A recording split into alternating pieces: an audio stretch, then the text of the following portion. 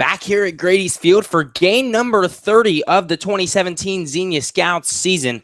The Scouts play game number 2 of a 2-game series between themselves and the Lima Locos. A 4:05 first pitch here at Grady's Field. Gabe Genovesi alongside my partner Andrew Alix with you on the Xenia Scouts. This afternoon's contest, 14-15 on the year. They've hovered around 500 for the last couple weeks now. Xenia 3.5 games back of the first place Cincinnati Steam in the Southern Division. 2 games back of the Richmond Jazz for second place, and the top 2 teams in the Southern Division will get a playoff spot here in the Great Lakes League. So the Scouts 2 games behind a playoff spot, 3.5 back of first place. The Lima Locos, the best team in the Great Lakes League, 24-6 on the year. They have a 7-game lead on the Grand Lake Mariners in the Central Division for first place. The Locos beat the Xenia Scouts 2-1 yesterday to capture their 24th win of the year. And the Locos don't really have a weakness when it comes to winning. They're 14-3 at home. They're 10-3 on the road. They're 4-2 against the Southern Division, 20-4 against the Central Division, and they will look to make it 5-2 against. Of course, the Locos will bat first. They'll lead it off with Will Kilgore, followed by Ross Adolph and Jack Berry, the 1-2-3 hitters for Lima. Kilgore at first base, Adolph in right field, Berry the designated hitter. Terrence Norman batting cleanup, playing left field. Stephen Dobbs at the hot corner today for the Locos. Jonathan Muse, a new player for the Locos. This is his first appearance for Lima, playing shortstop in the 6-hole. Josh Wooten, Colin Wooten, the catcher behind the plate. Stolly, the second baseman. Hurt, the center fielder. And now the starting lineups being finished here at Grady's Field. I will give you the Scouts lineup defensively when we come back after prayer and the national anthem.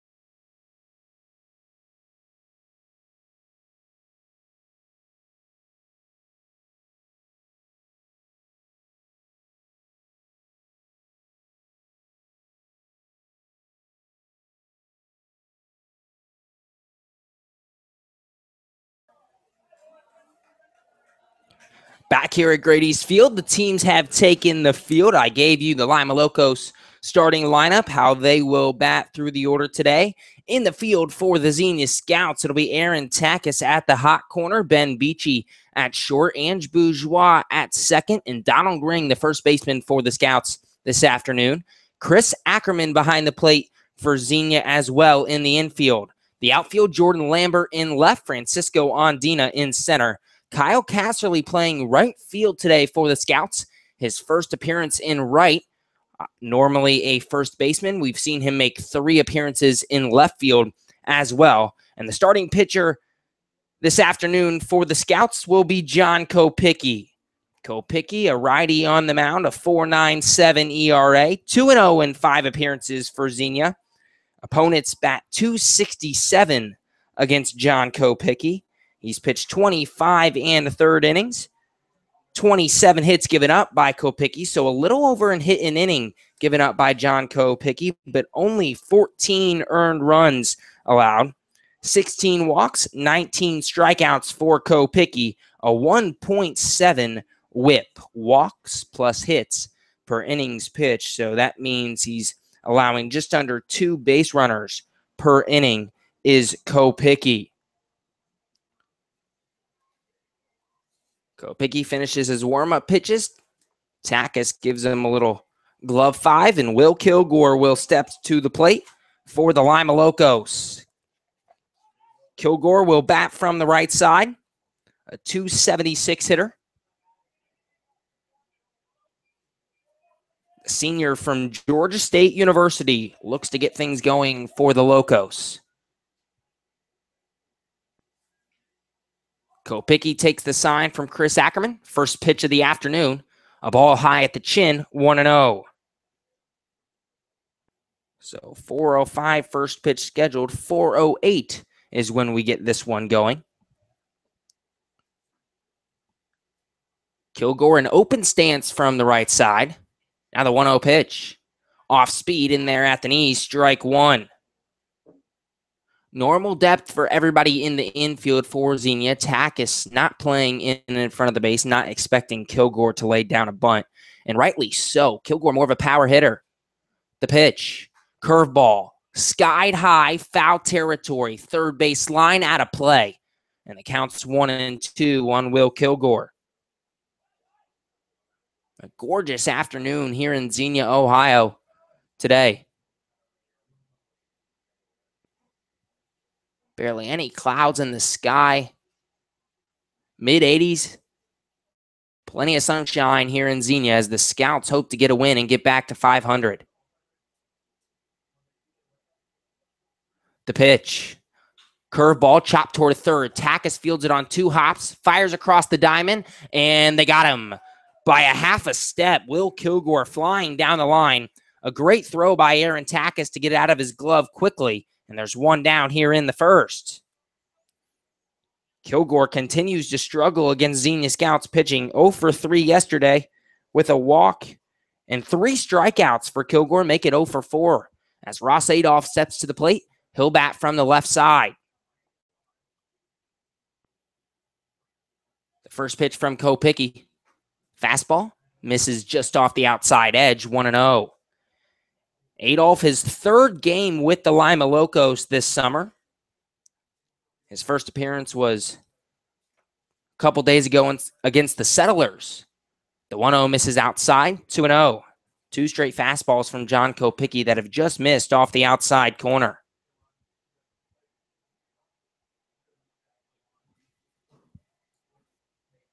Kopicki sets the pitch.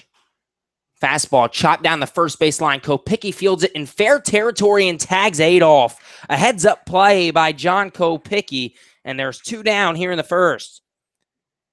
That ball had some spin on it. It was going to bounce foul, but took a couple hops in fair territory. Kopicki smartly picks it up and tags Adolph on his way down to first. The first 2 away here in the top of the first. No score between the Locos and the Scouts. Jack Berry to the plate for Lima. The first pitch. Curveball swung on and missed. 0-1. Jack Berry, a .297 hitter for the Locos. The designated hitter today for Lima.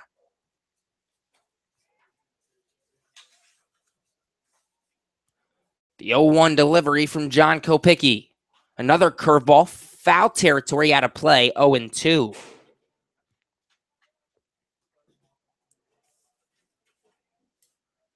Barry went 1 for 4, a couple of strikeouts yesterday against Scouts pitching, mainly Zach Wallace on the mound for Xenia.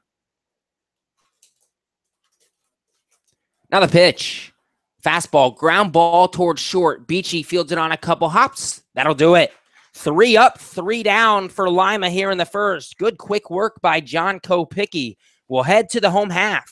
No score. You're listening to Xenia Scouts Baseball on the Xenia Scouts Radio Network.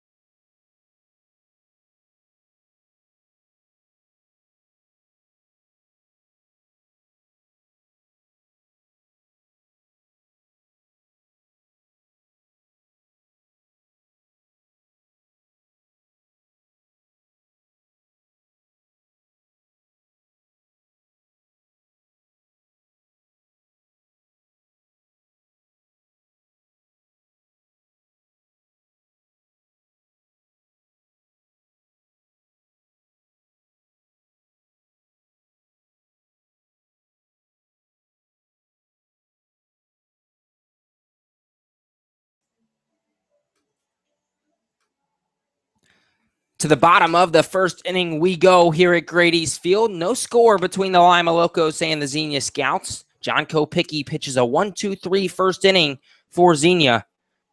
And now the Scouts come up to bat trying to get the first run of the game. Ben Beachy will lead it off for Xenia, followed by Ryan Park and Aaron Takis, the 1-2-3 hitters for the Scouts this afternoon. The rest of the lineup, Kyle Casserly in the cleanup spot playing right field. Jordan Lambert in the 5-hole playing left field. Donald Ring in the 6-hole, Ange Bourgeois, Chris Ackerman, and Francisco Ondina, the 7-8-9 hitters this afternoon for the Xenia Scouts. Beachy steps in from the right side. He'll face Brad Croy. This being only the second game between these two teams, obviously no one in the Scouts lineup has faced Croy this year. Croy, a 6-foot righty on the mound, the first pitch. Fastball inside corner, strike 1. Croy will be a junior with the Bowling Green Falcons this upcoming spring. Now the 0-1. Misses outside, 1-1 to Ben Beachy. Around the diamond for the Lima Locos, Steven Dobbs at the hot corner at third. Jonathan Muse at shortstop. Colin Stolley at second. Now the pitch. Hard ground ball towards second. Stolley picks it up. 1 away here in the first.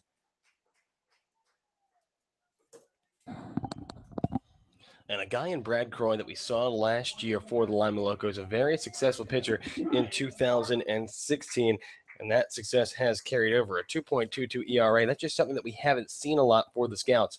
So the velocity is going to be there. It's important for the Scouts to get on the board early here against this talent.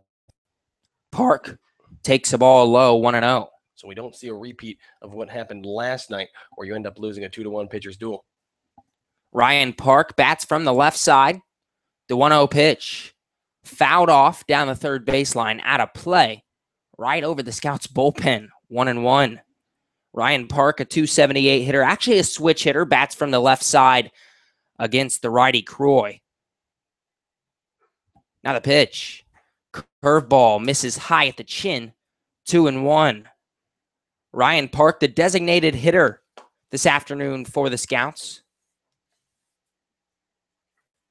The 2-0. Fastball blooped into center field. That ball will land.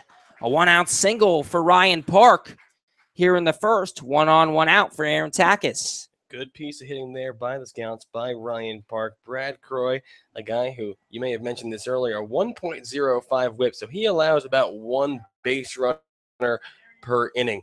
So the Scouts have gotten their base runner now, and it's up to Aaron Takis and Kyle Casserly to follow to see if they can go beyond that. And that's what you need to do to have a success against a team that hasn't allowed much from the other teams. Aaron Takis bats from the left side. The pitch. Fastball misses low and in, 1-0. Takis, a 271 hitter on the season. Only 1 extra base hit. It was a double at Richmond a little under a week ago. Ryan Park leads off a first, and he'll dive back safely as Croy throws over. Takis will be a junior at Cairn University this upcoming year. Had a successful year for Cairn, a 409 hitter in school ball. Now the pitch. Fastball way inside. Park taking off, and he is way out. Oh, the ball drops. The shortstop Muse drops the ball. Park was out by about 3 steps. He got a horrible jump, but the Scouts catch a break and have a runner in scoring position here in the first. And Gabe, what I saw there is the shortstop Muse did a big, like almost sweeping motion with his glove, like a long sweeping motion with his arm. And during that sweeping motion, the ball seemed to have slipped out at the top of the glove. So Ryan Park safe at first, or safe at second, and the Scouts with the runner in scoring position now. Takis takes a strike at the knees, 1-2. Aaron Takis has been one of the hot hitters for the Xenia Scouts, hitting .391 over his last 7 games. The pitch, low in the dirt, 2-2 to Aaron Takis.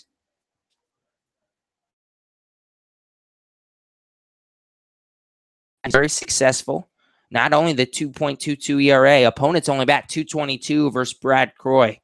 He's 2-0 in 5 appearances this year. The pitch, fastball fouled off behind the plate, will stay at 2-2. Croy has pitched the most innings on this Lima Locos team, 32 1/3. Only given up 8 earned runs. And he'll pound the strike zone as well. 8 walks, 27 strikeouts. The pitch, below the knees, ball 4. Aaron Takis takes first base, first and second, 1 down for the Scouts. So the Scouts already having doubled that average, the 1 whip, basically, for those of you that know what the stats means, it's walks plus hits per innings pitched. So 1 base runner per inning. The Scouts already on top of that. Now it's a hot hitter in Kyle Casserly with the opportunity to give the Scouts an early lead here in the home half of the first. Casserly bats from the left side, the 3rd straight lefty for the Scouts. The pitch, fastball, skied high, shallow left field. The left fielder Norman coming in, he makes the grab, 2 down in the first. And man, that's the pitch Cass wanted. Well, that's absolutely right, Gabe. And unfortunately, just got a little too much under it. And that's a problem that the Scouts have had when they get a couple runners on with 1 out or that's ground out a lot of the time in foul territory. That's a rally killer. Let's see if Jordan Lambert can get a little 2-out magic here. The first pitch, curveball high at the eye, 1-0. Lambert, a .290 hitter on the year. That's second on the Xenia Scouts team. Exactly 100 at-bats. 29 for 100 is Jordan Lambert. The pitch, off speed at the knee, strike 1. Lambert playing left field this afternoon for the Scouts, his normal position for Xenia.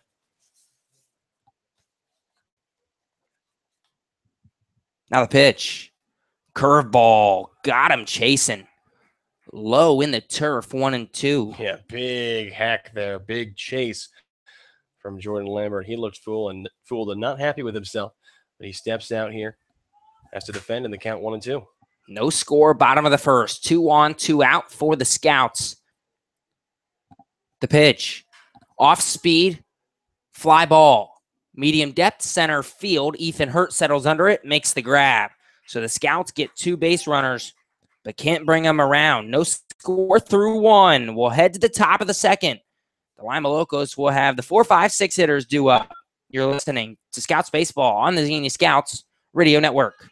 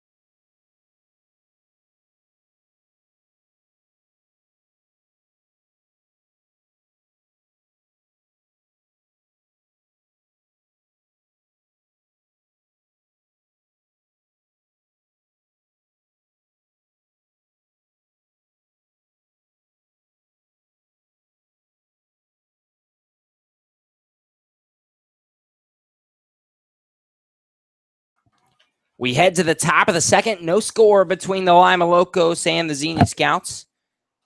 Here at Grady's Field, a home game for Xenia. The last game before the All-Star break. All-Star game being Tuesday. The Scouts will get Monday through Wednesday off, and then they'll have 11 games to close out July and close out the regular season. First pitch to Terrence Norman.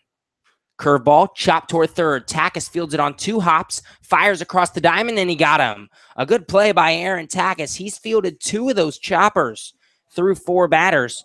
4 up, 4 down for John Kopicki, 1 down in the second. Yeah, good work there by Takis. Weird hop on the Grady's Field turf. Short ball down the third base line. No problem, even though it ended up taking an awkward hop into his glove, but he rockets it over to first in time. Like you said, 4 up, 4 down. And in steps Stephen Hobbs for the Locos. The first pitch. Curveball catches the outside edge. 0-1. Dobbs bats from the right side. Did not play this past year, his freshman year at the University of Alabama, Birmingham. Now the pitch. Low, ball 1. 1-1 to Stephen Dobbs. Dobbs, a 280 hitter on the year. 14 hits, 4 of them are doubles. No triples, no home runs for Dobbs. Kopicki sets the 1-1 delivery. Swing and a miss on an off-speed pitch. Just below the knees, 1-2. Dobbs playing third base this afternoon for the Lima Locos. Waves the bat above his back shoulder. The 1-2 pitch. Curveball. Ooh, he almost chased. High and away, 2-2. Good job there by Kopicki. A good pitch there, but a good piece of hitting there by Ross Adolph to hold off and not be fooled. Now the pitch. Curveball low, 3-2 to Stephen Dobbs. Dobbs hitting 286 over his last 7 games, so right there with his average at 280.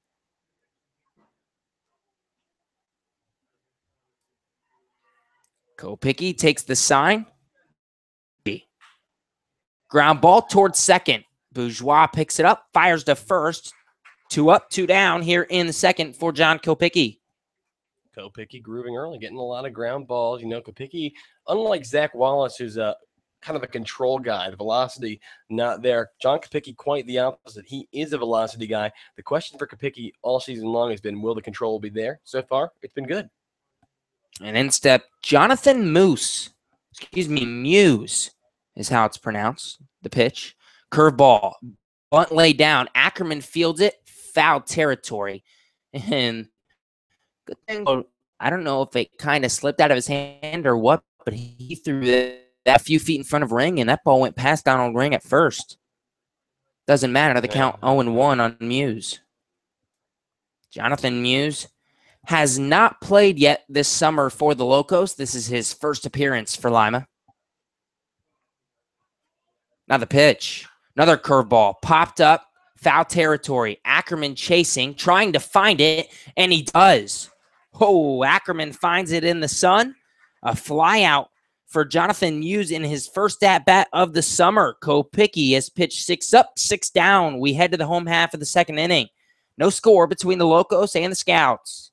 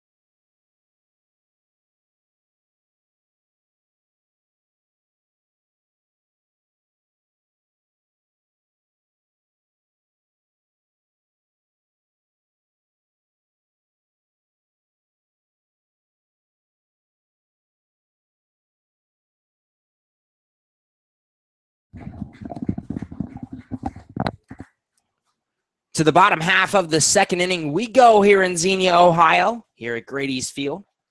Donald Ring leads it off for the Scouts. The first pitch to him. Low and away, ball one. No score between the Locos and the Scouts through an inning and a half. Ring, Bourgeois, and Ackerman, the 6, 7, 8 hitters due up for the Scouts. Ring takes the ball low, 2-0. Donald Ring, the junior from Hillsdale College, a .233 hitter on the season. The 2-0 pitch. Off speed, misses inside, 3-0 to Donald Ring.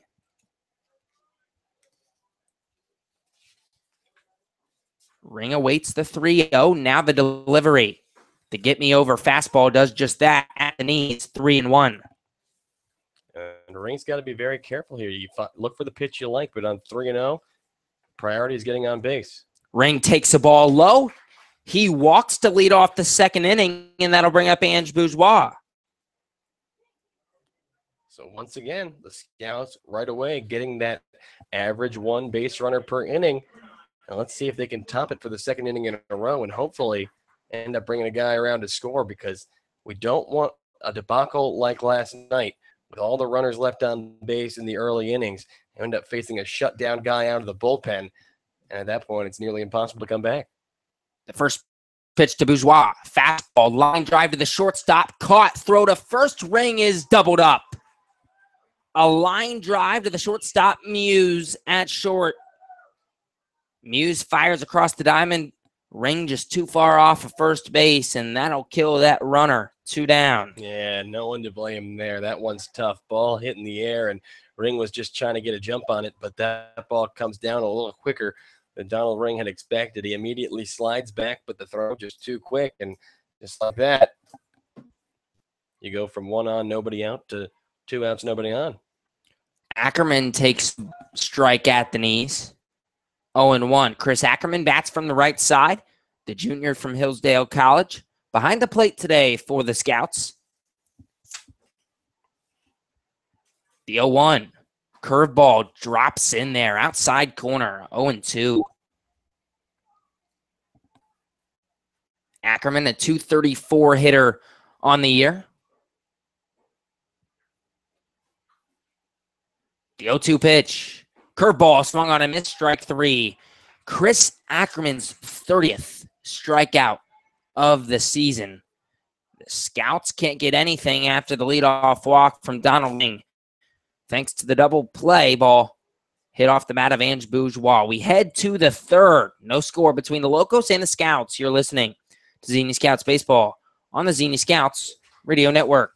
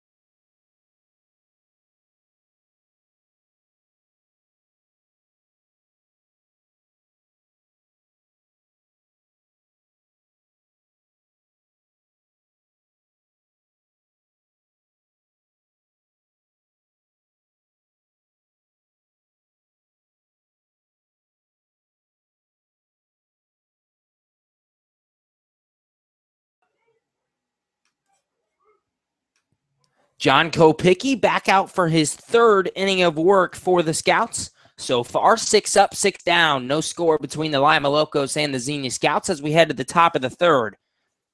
Josh Wooten to the plate for the Locos. First pitch. Off speed, misses low. 1-0. Wooten, the catcher behind the plate today for the Lima Locos. a 152 hitter on the year, 5 for 33. The pitch. Fastball misses inside, 2-0. Wooten, this is only his 10th game with an at-bat. He's hitless in 5 of his previous 9. And he has struck out in all but 1 of them. The pitch. Catches the outside corner, 2-1. And it can be kind of tough to get going when you're not in the lineup every day, but Wooten has seen some struggles early. The 2-1 pitch. Misses outside, 3-1. Well, going back to that, Gabe, with these Lima Locos, it's tough. So many talented hitters on this ball club. It's tough to get everyone in. And for a guy like Wooten, you kind of end up on the short end of the stick. The 3-1 popped up. Foul territory. Ackerman chasing once again. Near the net, he makes the grab. And, they're going to say the ball hit the net. Ackerman fell as he was along the wall. He doesn't like the call. It did fall out of his glove. He thought he grabbed it with his bare hand before it hit the net. And instead, it's just a strike in the count. 3-2 on Josh Wooten. And that's tough if you're Chris Ackerman because, like Gabe said, he thought he made the acrobatic play there, but the home plate umpire says not so much. And the count goes. Kopicki sets. The 3-2 delivery. Curveball in the dirt, ball 4. And, man, that sucks if you're John Kopicki, too. Thought you had an out, and now the first base runner of the game for the Locos. Yeah, leadoff man on here. And like Gabe said, that's a tough pill to swallow when it seems like you had that one. And I'm sure Chris Ackerman would make the argument that he did have that one. But now John Kopicki facing his first piece of adversity here in this ball game, 1 on, nobody out. And, top to bottom, these Locos are talented in the lineup, so see how he can do. Colin Stolly to the plate for the Locos. He bats from the left side. The first pitch. Stolly shows bunt, pulls back. Ball 1-0. Stolly, the second baseman this afternoon for Lima, a 271 hitter on the year. 16 for 59 from the plate.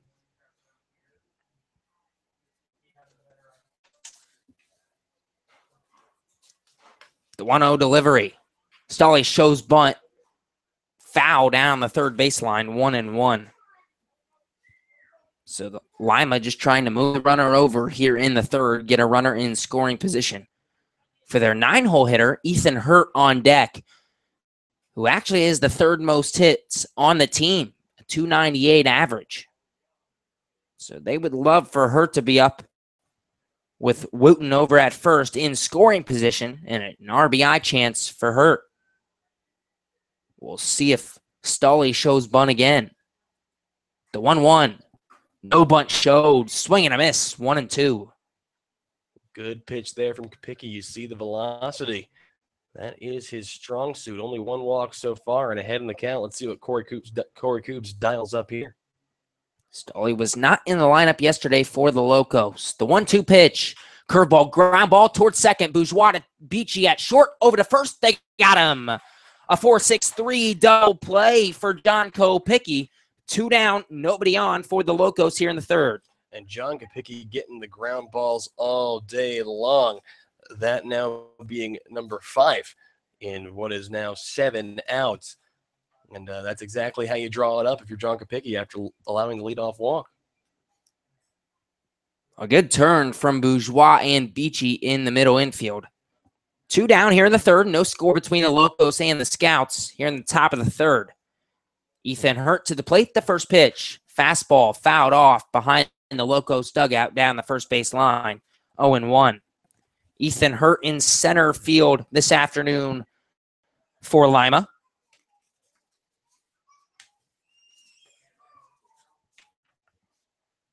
He was not in the lineup yesterday for the Locos. The 0-1 pitch. Fouled off behind the plate, 0-2. And John Kopicki doing a great job at getting ahead of these Lima Locos hitters. And that's exactly what suits him as well. If you're a velocity guy and you can get ahead, that's a strong position to be in. Hurt. Slowly waving the bat above his back shoulder. 0-2 pitch. Curveball chopped toward third. Takis fields it on 2 hops, and he bobbled the ball. He got it in his glove and dropped it on the transfer. That'll be an error on Aaron Takis. The inning stays alive for the Locos. And today, the most dangerous hitter in the lineup, the leadoff batter, Will Kilgore, comes to the plate. Yeah, Kilgore, a very talented guy. And Aaron Takis over there at third. He had done so well, making a couple of difficult plays so far this game, but unfortunately, what has plagued him all season when he's playing at the hot corner is the errors. The first one of the day for Aaron Takis.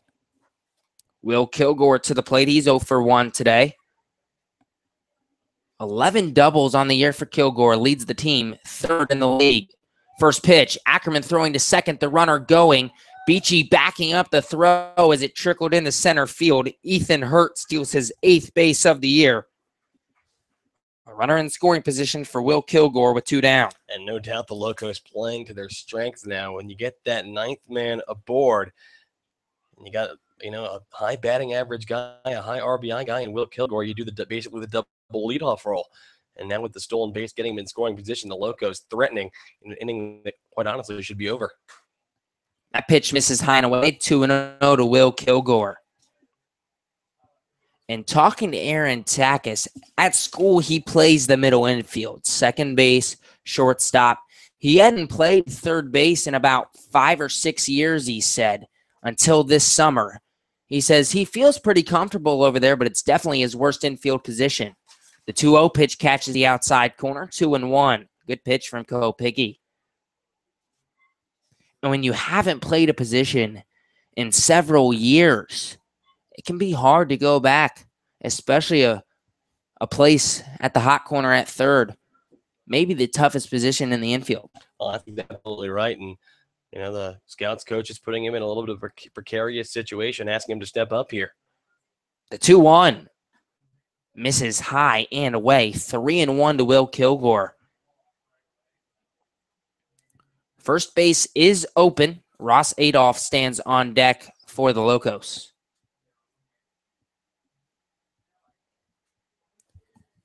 Kilgore. I mentioned the doubles with 11. 4 multi-hit games on the year as well. He takes a curveball outside, ball 4. First and second, 2 down for the Locos here in the third. And this is certainly tough. Ross Adolph now, the guy who hit the game-breaking home run in yesterday's contest, coming to the plate with a couple of men on, a very talented guy. And it's hard to grasp how talented he really is with the wood bat because of the small sample size we've seen. But if you're John Kopicki, you got to be very careful and don't get too hung up on the fact that, you thought you had yourself out of this inning with the error.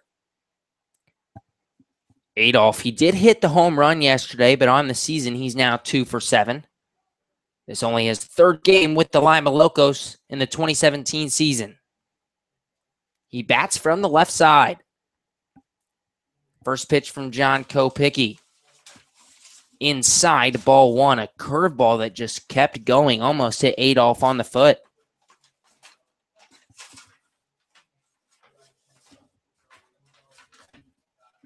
Kopicki taking his time on the mound. Ross Adolph, the junior from Toledo, stands in. The pitch. Off speed, just below the knees, 2-0. And now John Kopicki is struggling to find the zone. And this is what we've seen a lot of from John Kopicki in the moments when he has blown up. Kopicki retired. Well, the leadoff walk, but then he got the double play ball. Nobody on, 2 down. The error by Aaron Takis. Now the pitch. Line drive, foul balled down the left field line. 2-1. The error from Aaron Takis keeps the inning alive for the Locos. Ethan Hurt then steals second. Will Kilgore walks. First and second. 2 outs here in the top of the third for the Locos. No score between the Xenia Scouts and the Lima Locos thus far. Kopicki steps off. Ethan Hurt dancing over there at second base. He's 8 for 9 on stolen bases now this season. Would not be surprised to see him try to take third. The pitch. Blooped into left. Tailing foul ball. down the left field line, and I mean just foul. Maybe a foot, half a foot. Oh, absolutely, Gabe. A foot might be a bit of an overstatement there. And John Kopicki, for John Kopicki, that's just strike number 2. But just a reminder, a couple of foul balls off the bat of the man in Ross Adolph, who hit the home run yesterday. 3-2 now, or 2-2 or 3-2? 2-2. 2-2 now. You still got to be pretty careful with this guy. Hurt leads off a second. Kilgore off of first. The infield for the Scouts playing deep on that between that green and tan turf. The pitch misses high above the head. 3-2 to Ross Adolph. Now you got to be careful because if you walk him, you load the bases for Jack Berry on deck, who has 3 homers this year, a .297 hitter.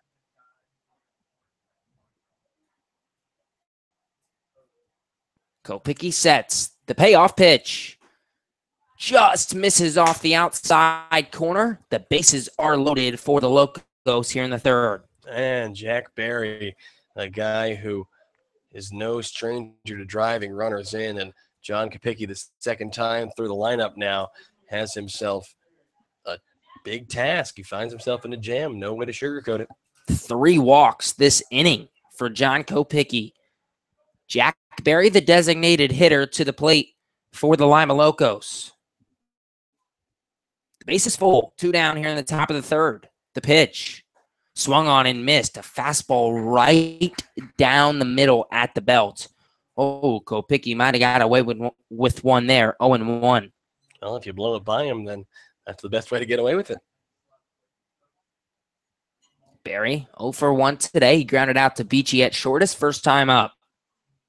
The pitch. Curveball fouled off behind the plate. Kopicki ahead in the count, 0-2. Good job here by Kopicki, ahead in the count, 0-2. You can't give him anything easy. Berry, like you said, 17 RBIs, an extra base guy. Berry bats from the right side. And he calls time. Kopicki will step off as well. Jack Berry, a .297 hitter, but he's hitting .360 over his last 7 games with 8 RBIs. So 8 of his 17 RBIs have come in the last 7 games for the Locos. That's a pretty good week for the senior from the University of Northwestern Ohio. Now the pitch. Chop toward third. Takis fields it, steps on the bag, and that'll do it for Lima here in the third. A great play by Aaron Takis to field the big hop and step on third base. We'll head to the home half of the third. No score between the Locos and the Scouts. You're listening to Xenia Scouts Baseball on the Xenia Scouts Radio Network.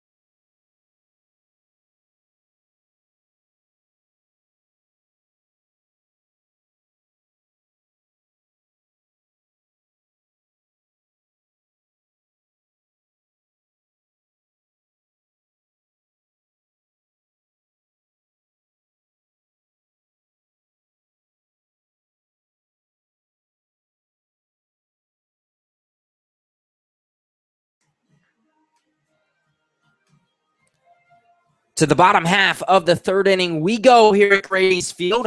No score between the Lima Locos and the Xenia Scouts. Francisco Andina, the 9-hole hitter, will lead it off for the Scouts here in the third, followed by the top of the order, Ben Beachy and Ryan Park. Brad Croy back on the mound for the Locos here in the third. No runs, 1 hit for Xenia through 2 innings. Andina bats from the left side. A 200 hitter on the year. The first pitch. Fastball misses low and away, 1-0. Andina, despite the 200 batting average, 21 walks on the year, a 358 on base percentage for the junior from Spring Arbor. The pitch. Off speed, low and outside once again, 2-0 to Francisco Andina. The 5'8" lefty. The 5'8" could have something to do with all the walks. No kidding. It's hard. I don't think he's 5'8". I think he's shorter than that. The 2-0 pitch. Fastball right down the pipe, 2-1. Division I, whatever, the division doesn't matter. Athletes have a fascination with giving themselves a couple more inches when they fill out those height and weight forms.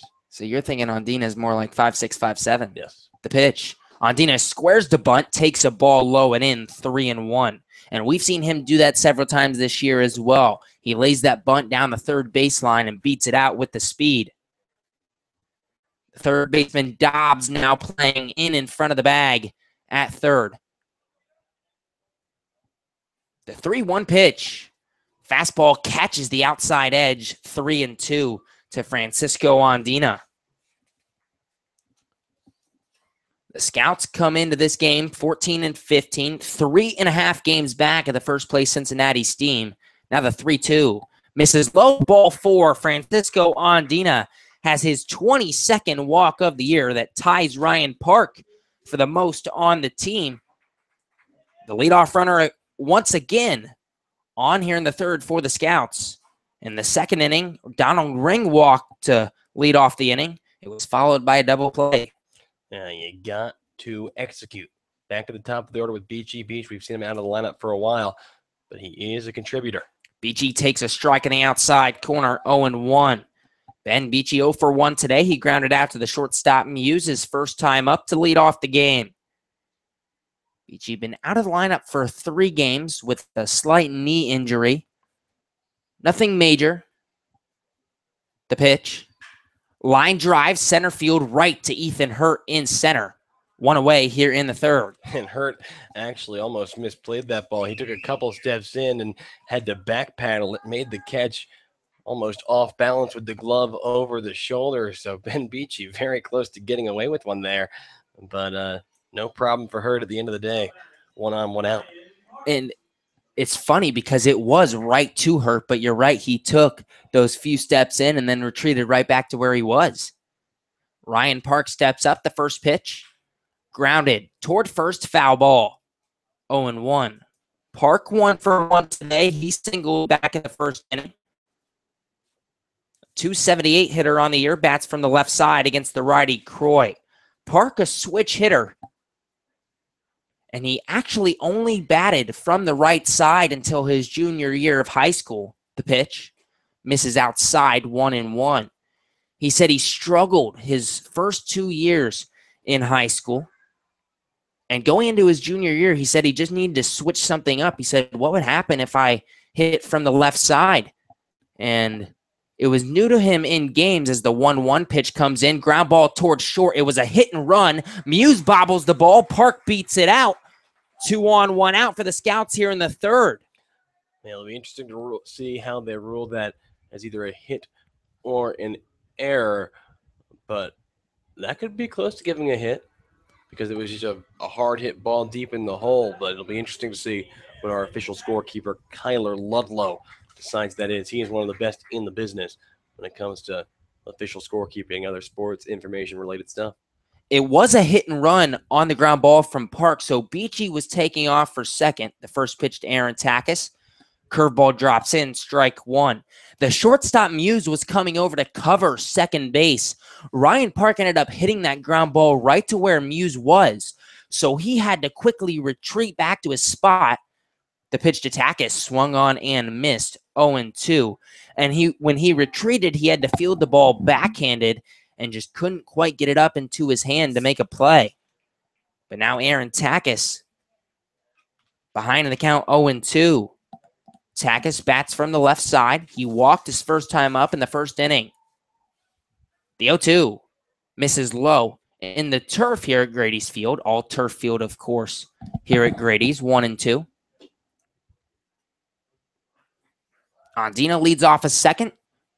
Park leads off a first. No score between the Lima Locos and the Xenia Scouts here in the bottom of the third. The 1-2 Curveball misses low in the turf once again, 2-2, and a good job by Aaron Takis to hold off there. Hey, you gotta be careful when after falling behind in the count. And if you're Aaron Takis, the key is you can't hit a ground ball up the middle here.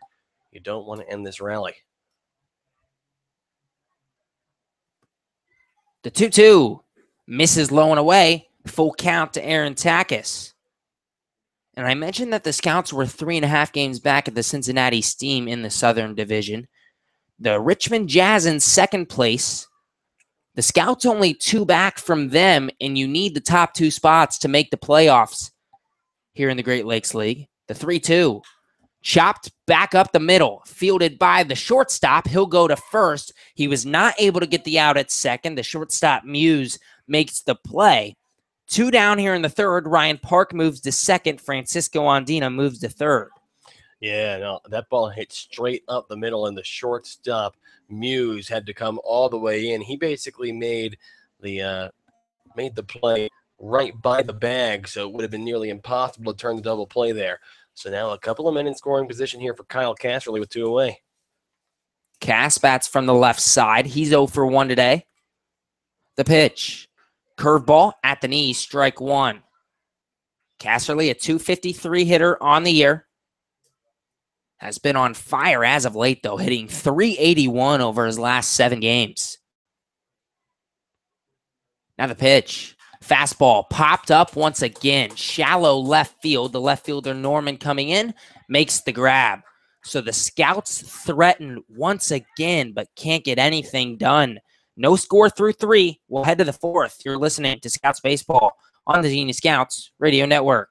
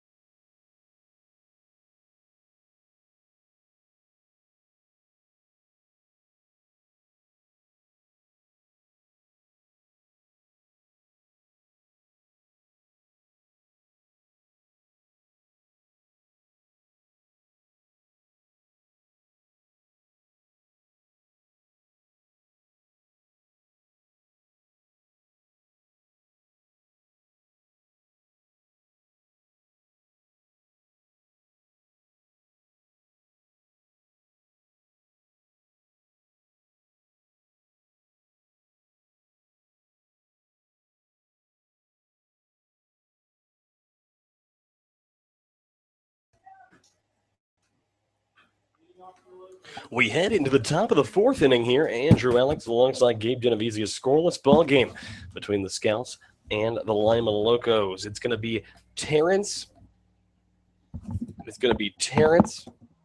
Norman to lead things off for Xenia. John Kopicki out for his 4th inning of work. First pitch fastball off the plate. 1 ball. Norman 0 for 1 on the day. His first time to the plate. A ground out to the third baseman. It'll be Norman, Dobbs, and Muse due up for the Locos here in the top of the 4th. 1 ball, no strikes the pitch. That one fastball right down the heart of the plate, called strike 1. 1 ball and 1 strike now to Terrence Norman. Norman bats from the right side here against the righty John Kopicki. The 1-1 pitch. And that one hit in the air, foul territory, hard. Right field side out of play. So Kopicki, after a very hard hit foul ball there, ahead of 1 ball and 2 strikes. Norman, left fielder, of course, from Kennesaw State University, a .250 hitter on the year, only 1 extra base hit, a home run, 4 RBIs on the season. The 1-2 pitch from Kopicki.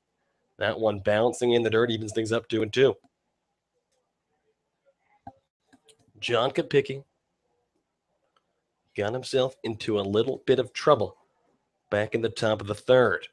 It was bases loaded with 2 outs, but he got the designated hitter Jack Berry to ground out over to third, leaving him unscathed. 2-2 pitch. Slow roller towards third. Charging is Aaron Takas. He barehands it, throws over to first. It'll go way off the line and roll to the wall. Newman heading to second, and he will get there standing. Terrence Norman, an infield single, advancing to second on the error, I assume, and that will break up what was a no-hitter for John Kopicki through 3 innings. So a couple of games against these Lima Locos, and the Scouts both Scouts starting pitchers, I should say, in Zach Wallace and now John Kopicki take no-hitters past the third. It was the 5th for Zach Wallace. 3 innings of no-hit baseball for John Kopicki, but just like that, following the error from Aaron Takas, a runner in scoring position for these Lima Locos with nobody out. Going to bring Steven Dobbs to the plate. Dobbs is 0 for 1 on the day. Here's the first pitch. That one catches the outside part of the plate. A called strike 1. Dobbs, his first time to the plate, a ground out over to second. The third baseman from UAB, the University of Alabama, Birmingham, of course. That's a Division I program in Conference USA. 280 hitter on the year, 4 doubles, 4 RBIs for Steven Dobbs. The pitch, and that one bunted down the third base line. That'll stay fair. Kopicki comes in. He trips.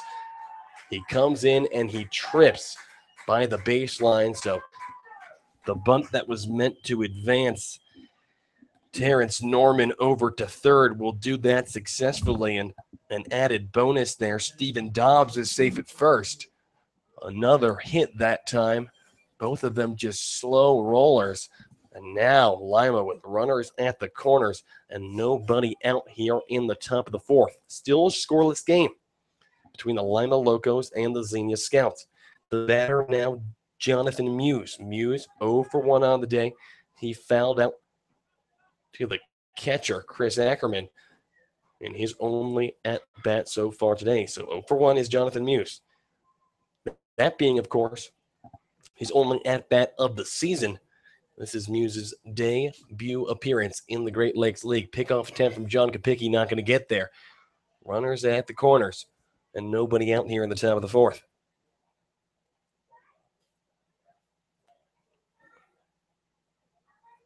Still waiting for the first pitch here. Here it comes. And that one bunted down the first base line. Ange Bourgeois going to tag the runner on the baseline, but Terrence Norman comes home to score on the sacrifice bunt. 1-0 now the score in favor of the Lima Locos. A very well drawn out bunt by Jonathan Muse. A hard bunt down the first base line. And the tag laid down, but unfortunately no time to get the ball home. So 1-0 Locos is the score here in the top of the 4th. 1 out and a runner at second for Lima. The batter, Josh Wooten. Wooten, his only time to the plate, drew a walk 1 inning ago. First pitch in the dirt. 1 ball and no strikes to Josh Wooten.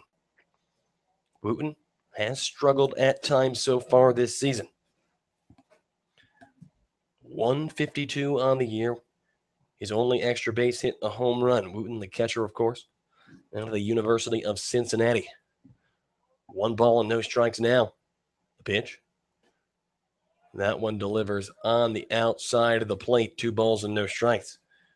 Wooten bats from the right side here against the righty John Kopicki. The runner at second is Steven Dobbs. Kopicki looks to the catcher, Chris Ackerman. And he'll step off and look back. The lead runner, Steven Dobbs, back over at second. So how did we get here? It was a single for Terrence Norman, which ultimately left him at second base after a bad throw from Aaron Takas. Brought the first baseman, Donald Ring, off the bag. Not even brought him off the bag, but sailed over his head into foul territory. He went to second.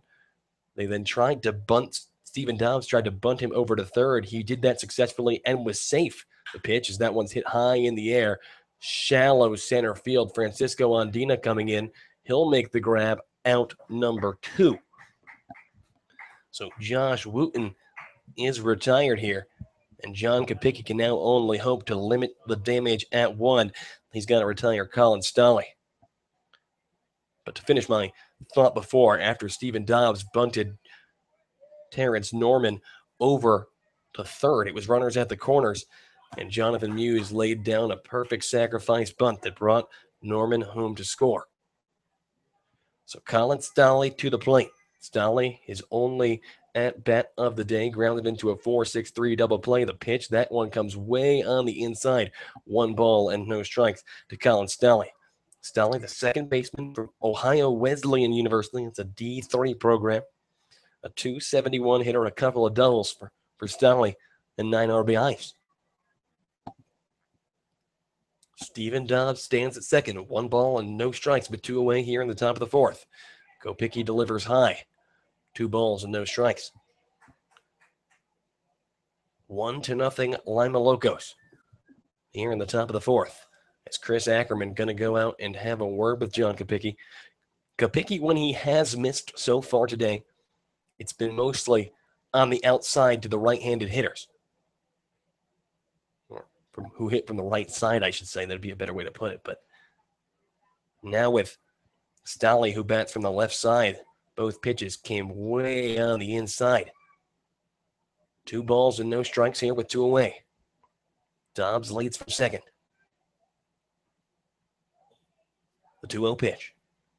And that one's hit in the air, very high, sort of deep. Jordan Lambert pulls up at the track and makes the catch out number 3. So 1 run on a couple of hits and 1 man left aboard for the Lima Locos. We are in the middle of the 4th inning.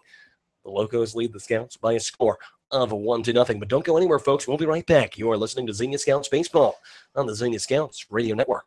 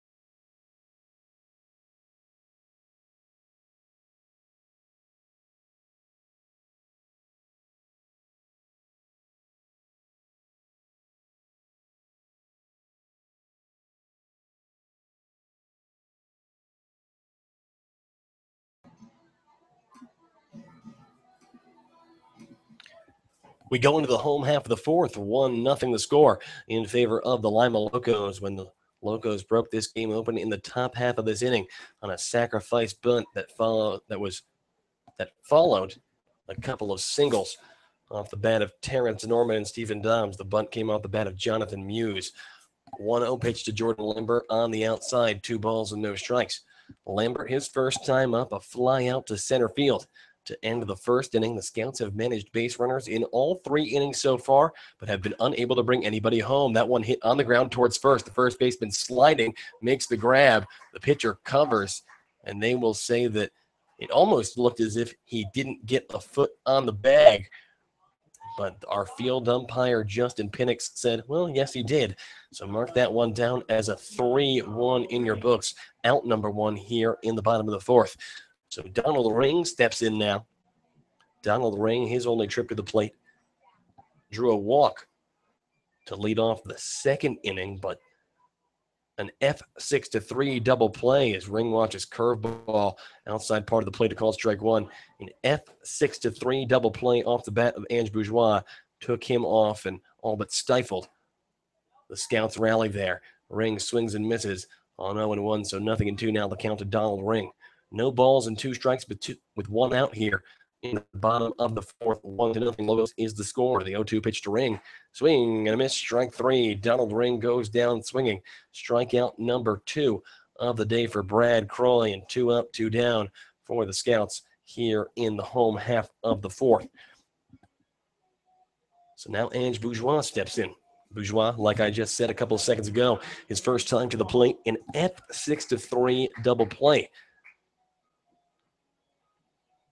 Bourgeois bats from the left side here against the right-handed pitcher. First pitch, Bourgeois lifts that one over the head of the second baseman, Colin Stolling, and that will drop into right field. A base hit, the third hit of the ballgame for the Xenia Scouts.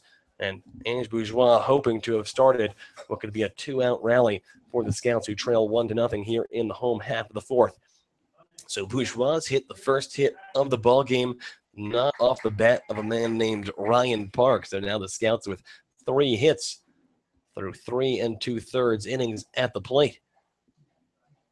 And now it'll be the job of Chris Ackerman to try to extend this Xenia Scout rally here in the home half of the fourth. First pitch curveball, that one upstairs, 1 ball and no strikes to Chris Ackerman. Ackerman 0 for 1 on the day, his first time to the plate, struck out swinging in what was his 30th strikeout of the season. Ackerman, the catcher from Hillsdale College, a .234 hitter on the year. He grounds 1 foul, third base line, 1 ball and 1 strike the count. Ackerman from Hillsdale College, one of 3 Hillsdale guys on this Scouts ball club. That's Ackerman, Donald Ring, and Dylan Lottenville. He bats from the right side here against the righty. 1 ball and 1 strike with 2 away. The pitch, that one off the plate. 2 balls, 1 strike. Ackerman, the team leader in home runs with 2.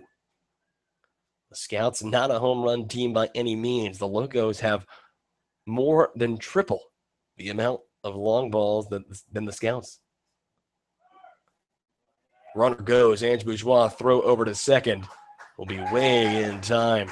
The throw from the catcher, Josh Wooten, beat Ange Bourgeois by at least a couple of steps, and that will end things for the Scouts here in the home half of the fourth. So no runs on 1 hit and nobody left aboard for Xenia. We have played 4 innings of baseball here at Grady's Field on a beautiful Sunday afternoon. The Scouts trail the Lima Locos by a score of 1-0. Don't go anywhere, folks. We'll be right back. You are listening to Xenia Scouts Baseball on the Xenia Scouts Radio Network.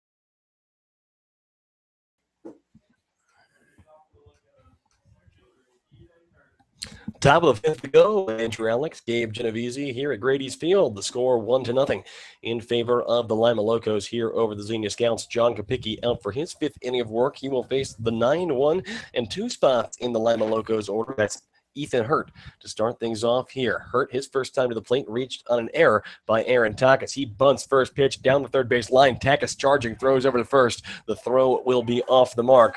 Forces Donald Ring to come off the bag. Safe at first is Ethan Hurt, and for the 3rd time in the last 3 innings, the Lima Locos have the leadoff man aboard. And a good bunt there by Ethan Hurt. Did exactly what he wanted to do, and speed kills. That's absolutely true, and we'll mark that one as a hit. So 3 hits so far for the Lima Locos, 2 of them coming off of bunts. So that is an interesting way to get things done, but that is what we call small ball in the game of baseball, folks. So now with 1 on and nobody out, back to the top of the order with Will Kilgore. Kilgore over 1 on today. He did draw a walk his second time up. Pickoff attempt over to first, not in time. Kilgore, a .276 hitter on the year, 11 doubles, 3 triples, and 16 RBIs for the Georgia State Panther. Another pickoff attempt over to first, and that one a little bit closer, but still not in time. John Kopicki very worried here about Ethan Hurt, who has a big-time lead over at first base and doesn't look like he's letting up at all whatsoever. Another pickoff attempt over to first, not in time. We saw Zach Wallace get a guy on a pickoff move just yesterday. So Hurt, once again, a huge lead. The runner goes. Throw from Chris Ackerman over to second will be Ange Bourgeois will not be able to hold on to that one. Ethan Hurt slides in safely, and nobody out in the runner in scoring position here for the Lima Locos. So that will be Hurt's 8th stolen base in 9 attempts so far this season. So not a bad choice of a guy to put in that 9 spot with the very talented top of your order coming up. So 0-1 the count now. The leadoff man, Will Kilgore, that pitch was a strike. Curveball that time from Kopicki finds the zone outside part of the plate. No balls and 2 strikes here to Will Kilgore. A runner at second here with nobody out in the top of the 5th. 1-0 Lima Locos is the score. Kilgore bats from the right side against the righty John Kopicki. The 0-2 pitch. Hit on the ground, shortstop diving. Ben Beachy can't get it. That one rolls into left field. Rounding third and heading home is Ethan Hurt. He will slide in safely. An RBI single off the bat of Will Kilgore, and the score is 2-0 in favor of the Lima Locos. Kilgore roped that ball into left field, took an off-speed pitch, waited back on it, and did exactly what he was supposed to do. So 2-0 on the score. A run in both of these last 2 innings for Lima, and they still have a man on and nobody out. Pickoff attempt over to first from John Kopicki, not going to be in time. So the Locos have now scored 4 runs in the series, and Ross Adolph, the man at the plate responsible for one of them, his solo home run. Runner goes, hit and run was on there, but that ball fouled out of play, third base line, no balls, and 1 strike to Ross Adolph. Adolph 2 for 6 on the year with a home run. That home run coming just yesterday off of Zach Wallace ended up being the difference in what would finish as a 2-1 ball game with the Lima Locos on top. Big lead for Will Kilgore. Pickoff attempt over to first. Not in time. No balls, no strike. Kopicki looks to Chris Ackerman. The pitch. Runner goes. Chris Ackerman pitch out. Throw over to second. Ben Beachy will lay down the tag. America runs on Duncan, but nobody runs on Chris Ackerman. And that is out number 1 here in the top of the 5th. And a good throw by Ackerman there, of course. It was a little high, but he got it there quickly, and that's what mattered. Will Kilgore was 13 for 17 stealing bases this year. So that's a great put out by Ackerman. The count now, a ball and a strike to Ross Adolph with nobody out. Or with 1 out, I should say. The 1-1 pitch fouled out of play. Left field side. No, 1 ball and 2 strikes to Ross Adolph. 2-0 the score in favor of Lima Locos. Kopicki looks to Ackerman. The 1-2 pitch. Grounded foul towards the Lima Loco dugout on the first base side. We're going to stay at 1-2. Adolph from the Toledo University. Of course, Toledo, the Rockets, they compete in the Mid-American Conference. An everyday player with the Rockets this past spring. Literally every day. 1-2. Low and in. 2 balls, 2 strikes. This past spring, Ross Sadoff, like I said, played in all 58 games with Toledo. A 272 hitter, 13 doubles, 6 triples, 7 home runs. That's good for 30 runs batted in. One of the most consistent players in the Toledo Rockets lineup. As Kopicki's going to step off here as we wait for the 2-2 pitch. 2-1 away here in the top of the 5th. Pitch. Curveball, stares, 3 balls, 2 strikes. Jack Berry awaits on deck.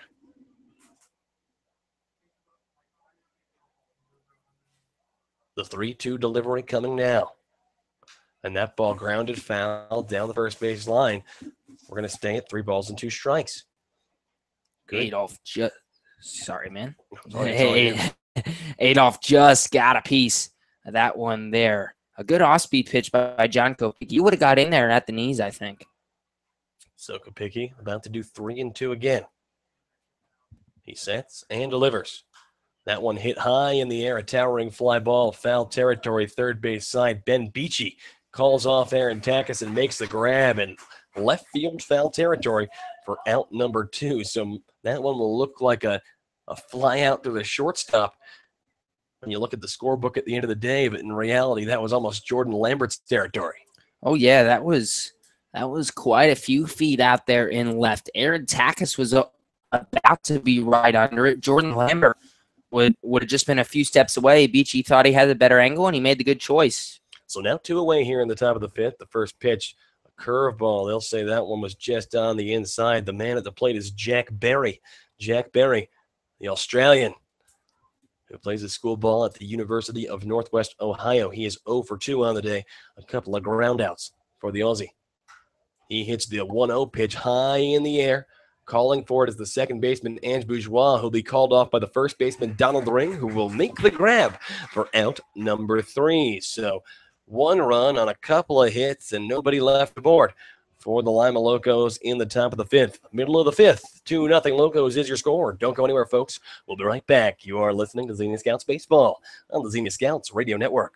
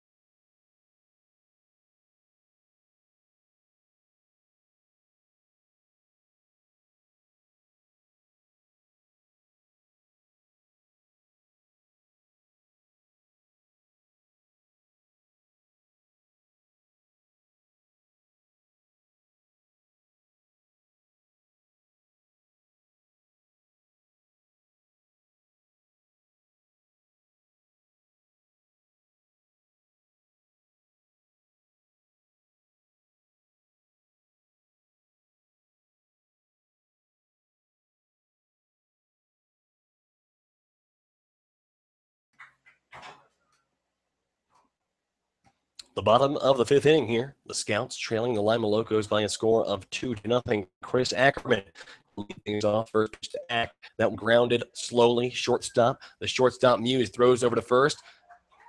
In time, Chris Ackerman tries to slide into first base. An odd choice, given that you can run through first base, but to no avail either way. Mark that one down as a 6-3. And out number 1 on just 1 pitch for the starting pitcher, Brad Croy. So now to the 9th spot in the Xenia order with Francisco Andina coming to the plate. Francisco walked and ended up stranded at 3rd his first time up. The Scouts have managed base runners in every inning, have yet to bring one home as Andina takes first pitch curveball inside part of the plate, a called strike 1. No balls and 1 strike with 1 away here in the bottom of the 5th. 2-0 Lima Locos is the score here at Grady's Field. The 0-1 pitch comes now. That one curveball, this time the outside part of the plate, a called strike 2. So Brad Croy goes with the breaking ball both times, working different parts of the plate. But now Francisco Andina, the man who draws walks better than anyone in the Xenia Scouts lineup, finds himself behind in the count, no balls and 2 strikes. Here's the pitch. And Andina hits that one, a liner into the glove of the third baseman, Steven Dobbs, out number 2. And now only 3 hits for Xenia through 4 2/3. Not what you're looking for if you're going to beat this team. Well, now a man who hits more consistently than anyone in the Xenia Scouts lineup, Ben Beachy, the team leader in batting average coming into the afternoon at a 309 mark. He comes to the plate, first pitch to Beach. That one slider outside part of the plate, called strike 1. No balls and a strike with 2 away to Ben Beachy. Beachy, a 309 hitter, team leader in RBIs with 18.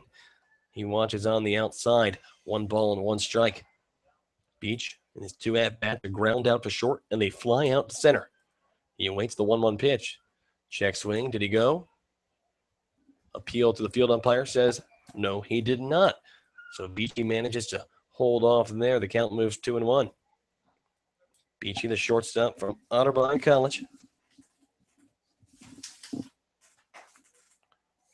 Watches low and away. A favorable 3-1 count for Ben Beachy. Beachy has hit in 10 of his last 12 games with the Xenia Scouts. 3-1 pitch. Beachy lifts that one into right field, sort of deep, going back the right field, but he'll make the catch at the track as he heads toward the wall, and that will be out number 3 here in the home half of the 5th. The Scouts go down in order. No runs on no hits and nobody left aboard for Xenia. We have played 5 innings of baseball here at Grady's Field. The Scouts trail the Lima Locos by a score of 2-0. Don't go anywhere, folks. We'll be right back. You are listening to Xenia Scouts Baseball on the Xenia Scouts Radio Network.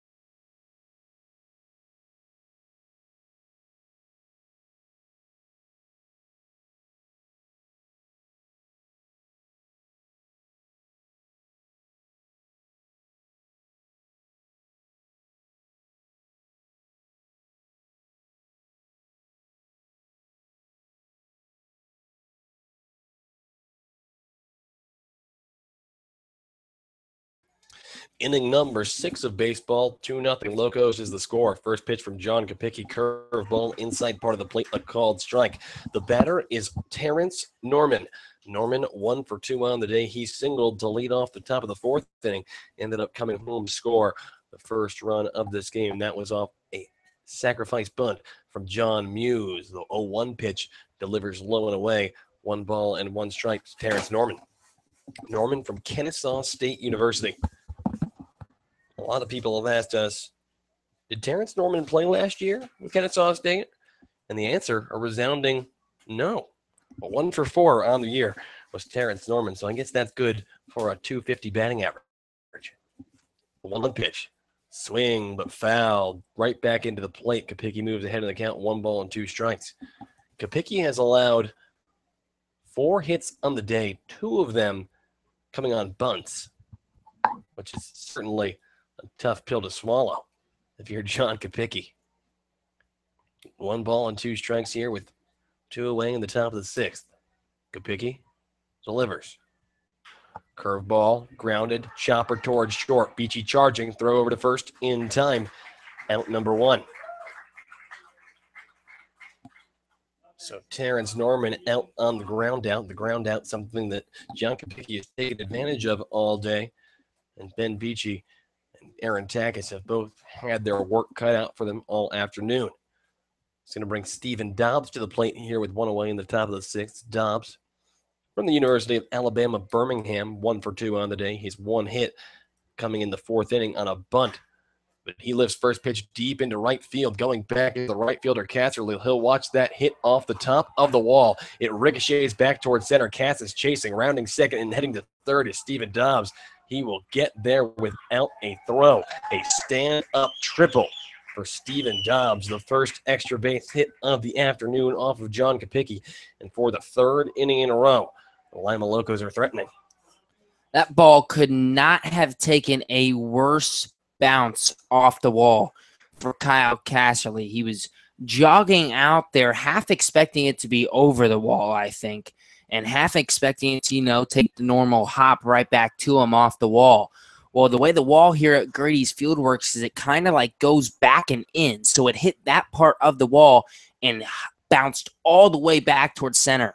So Jonathan Muse, first pitch, swing and a miss. The Scouts' entire infield in right now. Muse, his last time to the plate, a sacrifice bunt that scored the first run. And the Scouts looking to prevent Muse from doing the exact same thing here with a runner at 3rd and 1 out. The 0-1 pitch, swing and a miss yet again. No balls and 2 strikes. And if you're the Scouts, that possibly taking the sacrifice bunt off, obviously with 2 strikes. But looks like the Scouts are going to be conservative anyway. The infield's going to stay in, try to prevent this from turning into a 3-0 game. No balls and 2 strikes. The pitch, that one hit high in the air, not very deep left field. The shortstop, Ben Beachy, has it. He'll make the grab. Out number 2, and a big one if you're John Kopicki. Huge out for John Kopicki right there. 2 down, takes away the sac fly, and now the infield can move back. They don't have to play in, and they can go to 1 for the easy out to get out of the inning. It'll be Josh Wooten, who Kopicki needs to retire here with 2 away in the home half of the 6th. Wooten is 0 for 1 on the day, a walk and a fly out for the catcher from the University of Cincinnati. First pitch to him on the inside. 1 ball and no strikes to Josh Wooten. He bats from the right side against the right-handed pitcher, John Kopicki. The 1-0 pitch. Ground ball towards third. Aaron Takis fields it, throws to first in time. Out number 3. So Stephen Dobbs with the stand-up triple, but the Lima Locos can't bring him home. We have reached the middle of the 6th inning. The Scouts trail the Lima Locos by a score of 2-0, but they will bat again in just a moment. So don't go anywhere. We'll be right back. You are listening to Xenia Scouts Baseball on the Xenia Scouts Radio Network.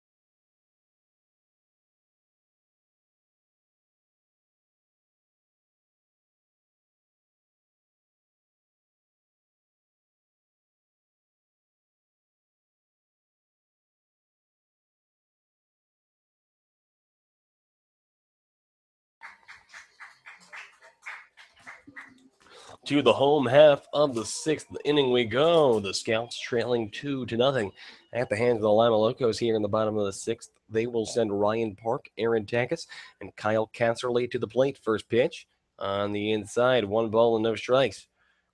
Park, a good day so far for the designated hitter from Point Loma Nazarene, 2 for 2. A couple of singles, has reached second in both his at-bats, but he attacks there, a flare out towards left field, but this time the left fielder Terrence Norman has it out number 1.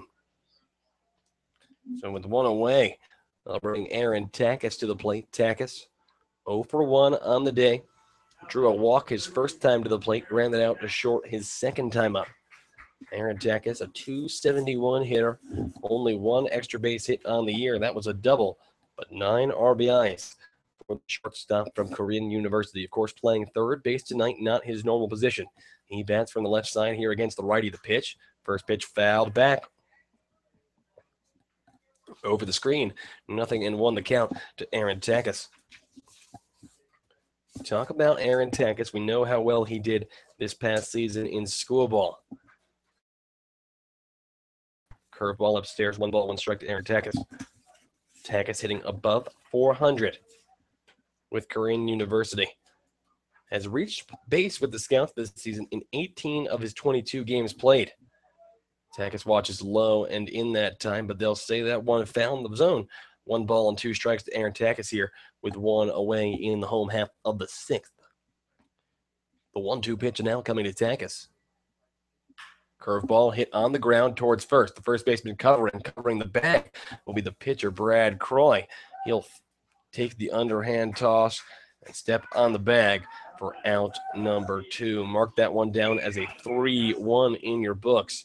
And 2 up, 2 down for the Scouts. Brad Croy has now retired 5 Xenia batters in a row. And that is the way to cover first base if you're Brad Croy, because that for a second looked like Takis was going to have a hit because the ball was hit so far off of first base, but a good job by Croy. First pitch to Kyle Casserly comes on the inside part of the plate, a called strike 1. Casserly is 0 for 2 on the day, a couple of flyouts for the first baseman from Wright State. Casserly attacks there on 0-1, foul ball, out of play, 0-2 goes the count. Cass has 2 multi-hit games in his last 3 appearances, hitting .381 over his past 7 games. But he's behind in this count, no balls and 2 strikes, but 2 away. The pitch, fastball upstairs, 1 ball, 2 strikes. Casserly, who transferred from the University of West Virginia to Wright State this past year. 1-2 pitch, curveball, Casserly able to hold off. The count evens up 2-2. 2-0 the score here with 2 away in the home half of the 6th. The 2-2 pitch coming now. Casserly grounds that one hard over towards first. The first baseman, Will Kilgore, fields it, steps on first. Out number 3. No runs on no hits. And nobody left aboard for Xenia in the home half of the 6th. We have played 6 innings of baseball. 2-0 is the score in favor of the Lima Locos. The Gabe Genovesi, your friend and mine, going to take over the play-by-play when we come back in a close ball game here. So you don't want to miss it, folks. Don't go anywhere. We'll be right back. You are listening to Xenia Scouts Baseball on the Xenia Scouts Radio Network.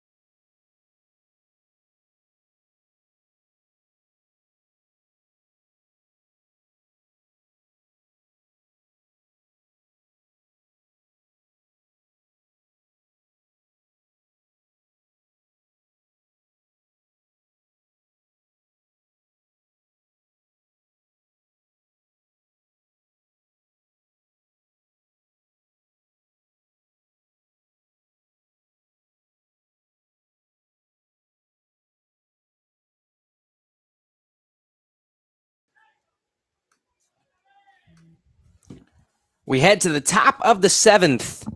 2-0 Lima Locos lead over the Xenia Scouts here at Grady's Field. Colin Stolley leads it off for the Locos here in the 7th. The first pitch. Fastball at the belt, strike one. 0-1 to Colin Stolley, who's 0 for 2 today. Grounded into a 4-6-3 double play in the 3rd. Flew out to Lambert in left field in the 4th. Now the pitch. Off speed, misses outside, 1-1. Stolley on the year, a .271 hitter. Was not in the lineup yesterday against the Xenia Scouts. Now the pitch. Curveball misses low, 2-1. The Locos lead 2-0 on 5 hits, 2 of them bunt singles. And then a sac bunt RBI scored one of the runs. The pitch. Fastball right back to Kopicki. He fields it, bobbles it, throws the first, got him. So Kopicki sticks with it and is able to retire Stolley for the first out of the inning. Boy, that ball was hit hard right back at John Kopicki. He was able to knock it down, pick it up, and fire over. And that'll bring up the 9-hole hitter, Ethan Hurt, for the Locos. Hurt steps in. He bats from the right side. First pitch from Kopicki. Curveball at the knees, strike one. Ethan Hurt also not in the lineup yesterday against Xenia. He's been struggling as of late, hitting 105 in his last 7 games, but he has reached base both times today. The pitch, fouled off behind the plate. Kopicki ahead in the count, 0-2. Hurt has a bunt single his last time up in the 5th, came around to scoring an RBI single from Will Kilgore. He reached on an error by the third baseman Takis his first time up. Now they go 2. Curveball high and in. 1 ball and 2 strikes to Ethan Hurt.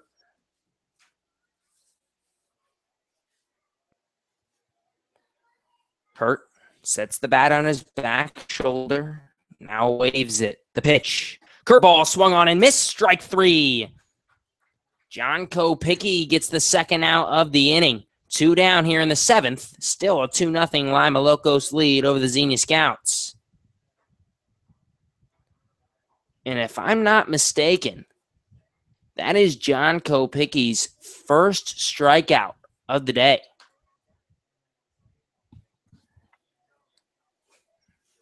The Scouts just trying to keep zeros on the board and get something going with the bats. The pitch. Curveball fouled off behind the plate by Will Kilgore. 0-1. Kilgore, the leadoff batter today for the Lima Locos. 1 for 2 with a walk. An RBI single his last time up in the 5th inning. Now the pitch. Fastball. Fly ball, foul territory. Casserly pursuing in right field. Won't get there. The count 0-2 on Will Kilgore. Kilgore, a very dangerous hitter. Actually, the best hitter in the Lima Locos lineup tonight, as the top 3 hitters are not in the lineup for the Locos today. Getting an off day, with 3 more off days coming up because of the All-Star break. The 0-2. Curveball, line drive, left field. That ball is going to land fair. It bounces into the corner, over the wall. A ground rule double for Will Kilgore. His 12th double of the year. He had 11 coming in to today. That was 3rd in the Great Lakes League. He extends the total to 12. That ball landed about a foot fair and bounced foul over the landing in foul territory. And now pitching coach Corey Coobs is going to come out and have a word with John Kopicki. Andrew Bourgeois from second will come into the mound as well. Chris Ackerman out on the mound to have a discussion with Cope. 1 out away from getting out of the 7th. That would put us into the bottom of the 7th inning with the Scouts trailing 2-0.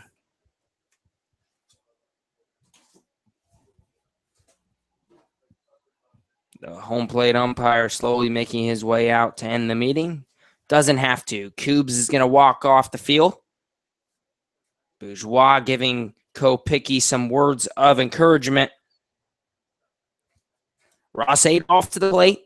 0 for 2 with a walk today is Adolph. He flew out in foul territory to the shortstop Beachy his last time up. The first pitch. Check swing. He did not go around. Ball high. 1-0. Adolph, only his 3rd game with the Lima Locos, but he went deep yesterday. A solo shot. Part of the 2-1 victory for the Lima Locos. That actually gave the Locos a lead. 2-1. The pitch swung on and missed. 1-1. So Kopicky has only given up 6 hits today. 2 runs. If the Scouts can't get anything going on the offensive end, once again, only 3 hits and trail 2-0. Count 1-1 to Ross Adolph. The pitch. Off speed, fouled off behind the plate. 1-2. And the Scouts badly need to get something going on the offensive end because 3-0. Oh, that looks like a huge deficit with the way the Scouts are hitting the ball. 2-0 wouldn't be too bad. It'd be in striking distance.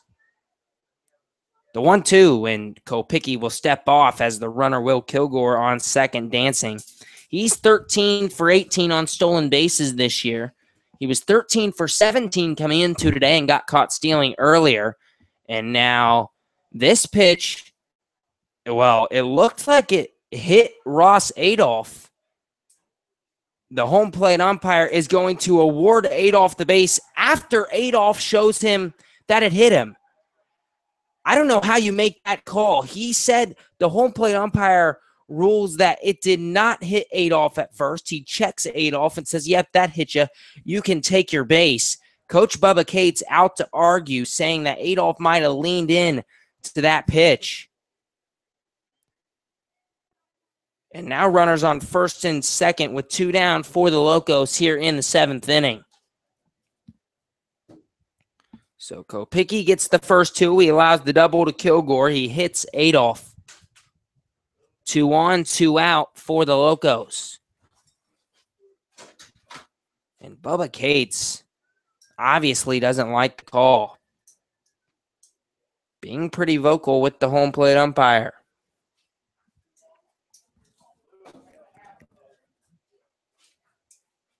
And now Cates is going to walk back to the dugout. Obviously no call change. Ackerman goes and talks to Kopicky.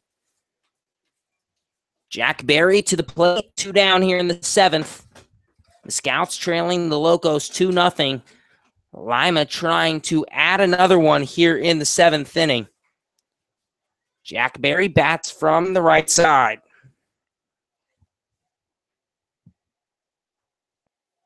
Kopicky sets. The first pitch. Curveball popped up. Foul territory, right field. Casserly pursuing out of play. Into the Locos bullpen over there in right. 0-1.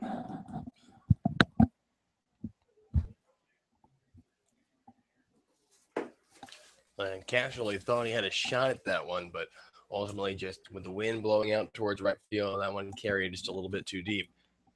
Jack Berry, 0 for 3 on the day. All 3 at-bats, of course, against Kopicky. And now time called in the batter's box. Berry grounded out to Beachy at short his first time up. Flew out to the third baseman, grounded out to Takis. Now the pitch, way high and in. Berry had to duck out of the way of that one, 1-1. So a ground out to Takis in the 3rd inning, and then a fly out to the first baseman Ring his last time up in the 5th. He hasn't hit a ball out of the infield yet. The speedy Will Kilgore at second. A base hit would probably score him. And Barry's going to call time once again. He's having none of this Kopecky taking a long time on the mound stuff. Trying to maybe throw off Kopecky's rhythm a little bit. Now the pitch. Curveball, chopped foul down the third baseline. The count 1-2 on Jack Barry. John Kopecky probably going deeper in this ball game than we've seen him go all year. Barry's had a rough couple of days. 1 for 7 now combined for Barry in yesterday's game and today's game against the Scouts. Couple of strikeouts as well. A .297 hitter, but he's hitting .360 over his last 7. Curveball fouled off, just fouled off on the outside, 1-2. Oh, and that's a tough one if you're John Kopecky. He really just got the most minimal piece. I didn't think, from our vantage point, of course, right behind home plate, I didn't think he got a piece. I thought Ackerman just dropped the ball, but obviously Ackerman didn't get up and apply a tag, so it was fouled off. Kopecky steps off, looks at second, will not make the throw because no one was there in the middle infield. Indeed. The 1-2 pitch, curveball, fouled off once again behind the plate. He has fooled Barry twice in a row, and Barry has somehow stayed alive. 1-2. Yeah, the Aussie, Jack Barry, being very relentless in protecting the plate here.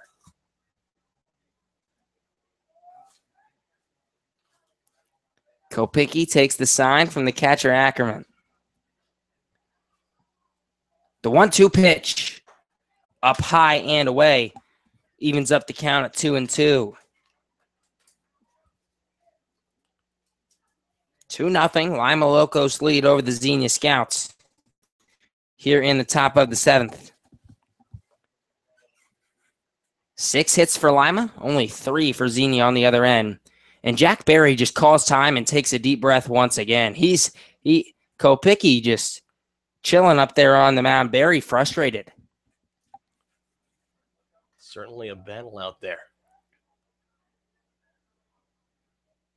Now the 2-2 pitch from John Kopecky. Swung on and missed, strike 3. Kopecky gets his second strikeout of the afternoon.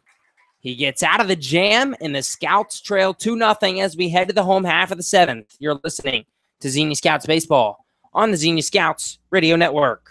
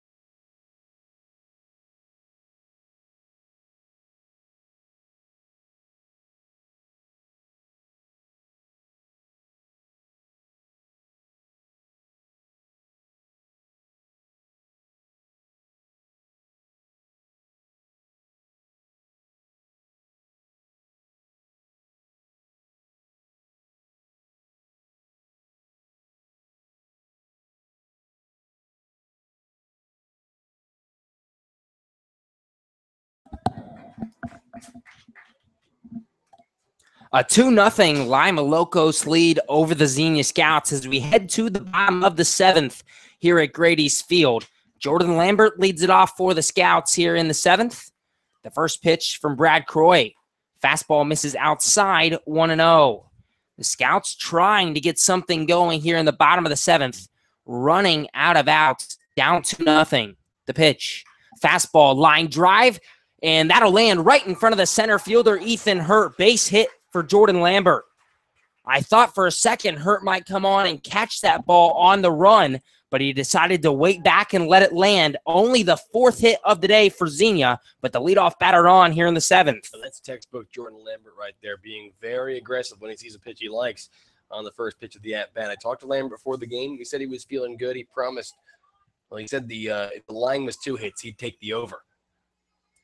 First pitch to Donald Ring. Curveball misses high, 1-0.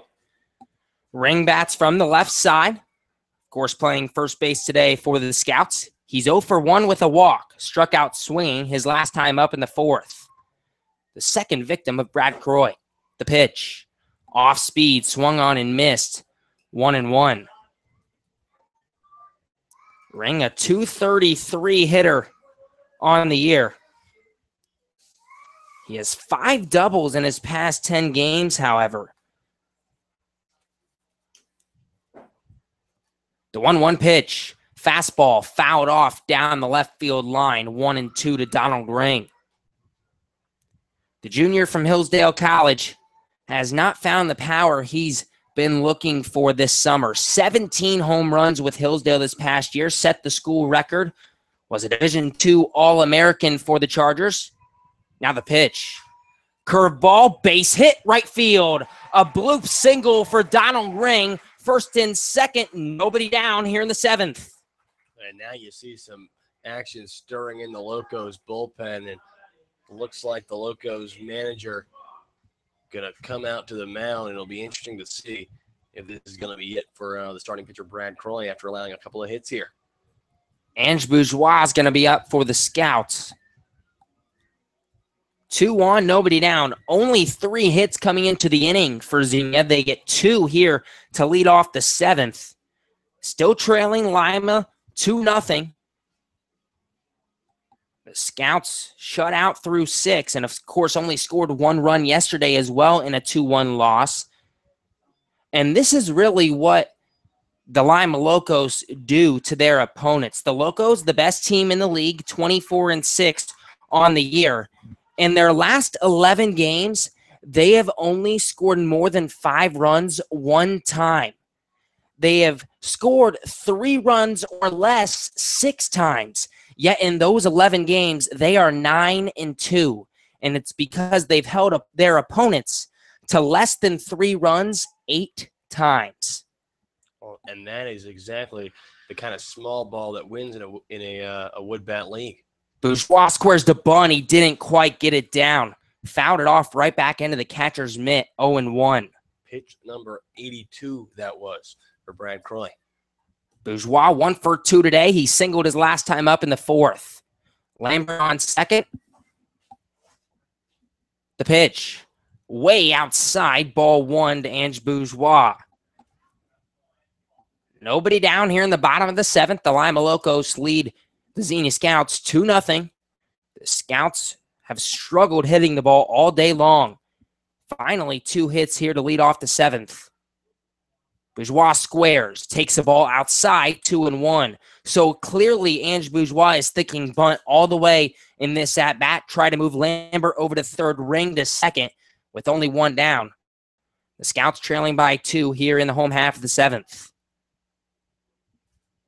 Bourgeois bats from the left side, waving the bat, now squares to bunt. The pitch.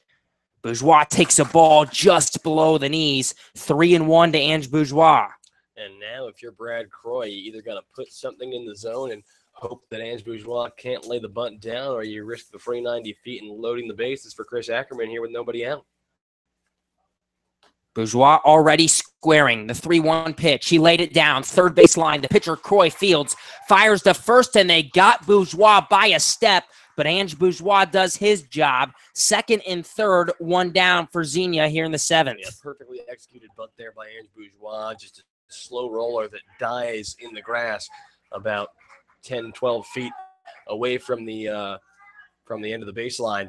The pitcher, Croy, covering there. He really had to hustle and make a perfect throw. Anything else, Bourgeois would have been safe over at first. But the sacrifice does its job. 2 in scoring position here with 1 away. Ackerman to the plate. The first pitch. Curveball swung on and missed. Strike 1. Chris Ackerman 0 for 2 today. He's a .234 hitter. Has really struggled with the strikeout, including his strikeout back in the second inning.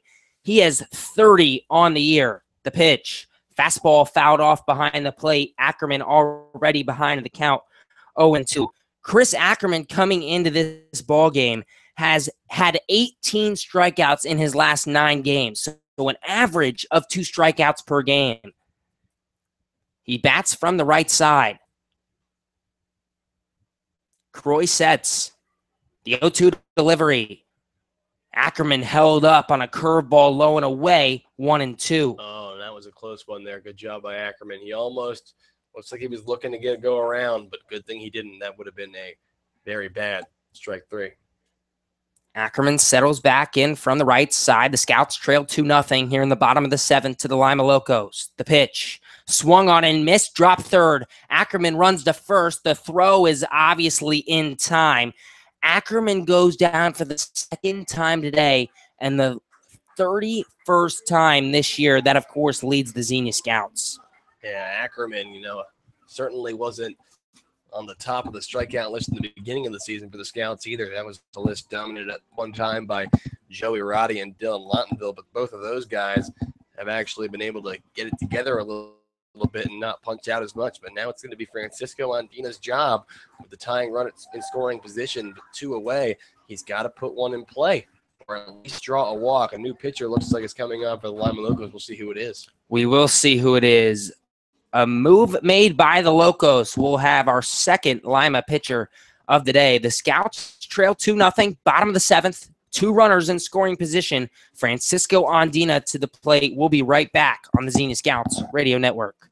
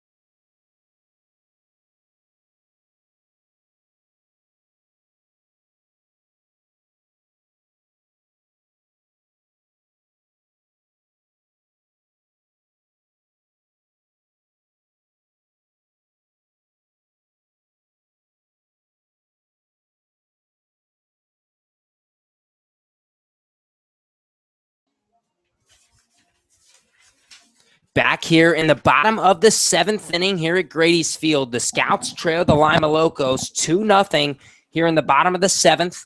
2 outs. Jordan Lambert stands on third. Donald Ring at second. Francisco Andina, the 9-hole hitter, will bat for the Scouts here in the biggest moment of this game. Jake Posey is the new pitcher for the Lima Locos from the University of Montevallo. And Jake Posey. He has thrown 8 innings so far in 5 appearances, a 7.787 ERA. He has allowed 7 earned runs, striking out 12, walking 7, has Jake Posey, the big 6'3" righty from Chelsea, Alabama. Andina steps up. He bats from the left side. 0 for 1 today with a walk. A walk in the 3rd inning, flew out to the 3rd baseman in the 5th inning. Jake Posey on the pitch, just trying to get 1 out here in the 7th for the Locos. Andina steps in after a big, deep breath. Posey sets the first pitch. Fastball, outside corner, strike 1.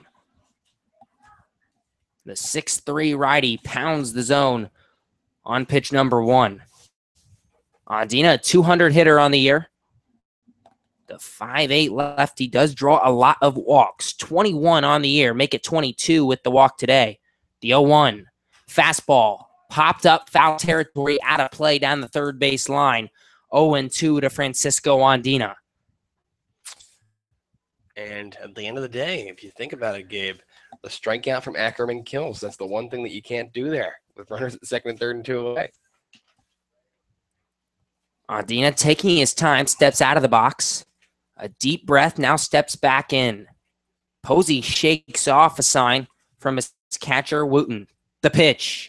Fastball popped up, shallow left field. Norman coming in to his right, makes the grab. The Scouts get 2 singles to start the 7th inning. A sac bunt from Ange Bourgeois. Chris Ackerman strikes out. Francisco Andina pops out. and the Scouts can't get anyone home once again. It's been the story of the Xenia Scouts, not only this series, but the season. 2-0 Lima heading to the 8th.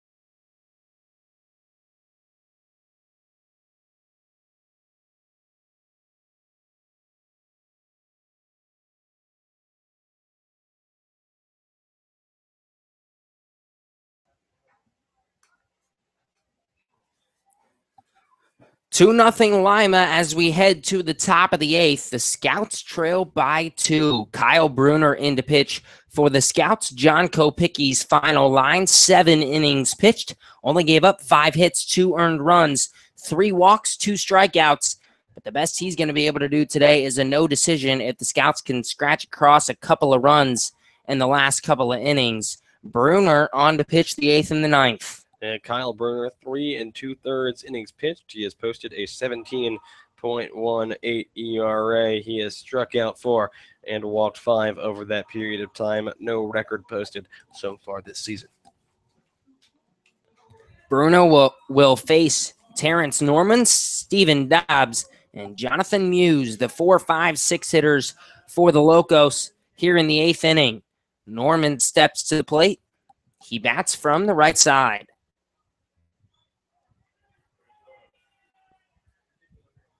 Waving the bat above his back shoulder, Bruner sets. The first pitch of his afternoon. Fastball misses high at the chin, 1-0. Yeah, Bruner has punch-out stuff. We have yet to see him pitch so far this season when both the fastball and the curveball were working the way we'd want it to work. The 1-0 pitch. Curveball misses low and away, 2-0. Terrence Norman, a .250 hitter on the season. He's 1 for 3 today. Now the 2-0 pitch from Kyle Bruner. Curveball drops in there at the knees, strike 1. A good curveball there from Kyle Bruner.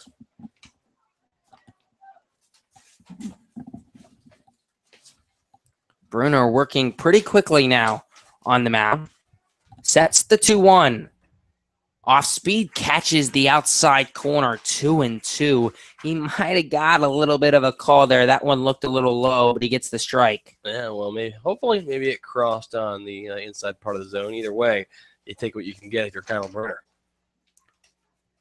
The 2-2 pitch. Curveball. Blooped into right field, base hit. Terrence Norman just sticks his bat out there in the outside corner and pokes that one the other way. The leadoff runner aboard for the Locos in the 8th. And if you're Kyle Bruner, that's a tough one. But the Scouts are going to have to work in trouble again a couple of times so far this game. There's been runners on. The leadoff man has gotten aboard actually in both innings where Lima has gotten their leadoff man aboard. He has come around to score. Terrence Norman actually led one of those 2 innings off. He scored the first run of this ball game. In steps Steven Dobbs now. Dobbs also a righty. The first pitch from Bruner misses away, 1-0. Dobbs did not play yesterday against the Scouts. Came in 2 today. A .286 hitter in his last 7 games. So right on par with his .280 average. Couple of walks, 3 RBIs in his last 7 as well. Bruner throws over first. Norman Steps back safely.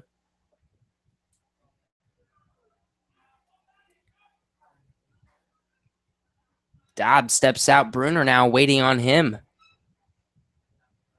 He finally gets back in. Bruner sets right away. The pitch. Low and away, 2-0. And for the second straight batter, Kyle Bruner has fallen behind in the count. And that's a tough position to pitch out of if you're a guy with, not the highest velocity in this league like Kyle Bruner. Middle infield and double play depth for the Scouts. Beachy at short, Bourgeois at second. The 2-0 pitch. Curveball drops in there. Strike one at the knees. A good pitch that time by Kyle Bruner.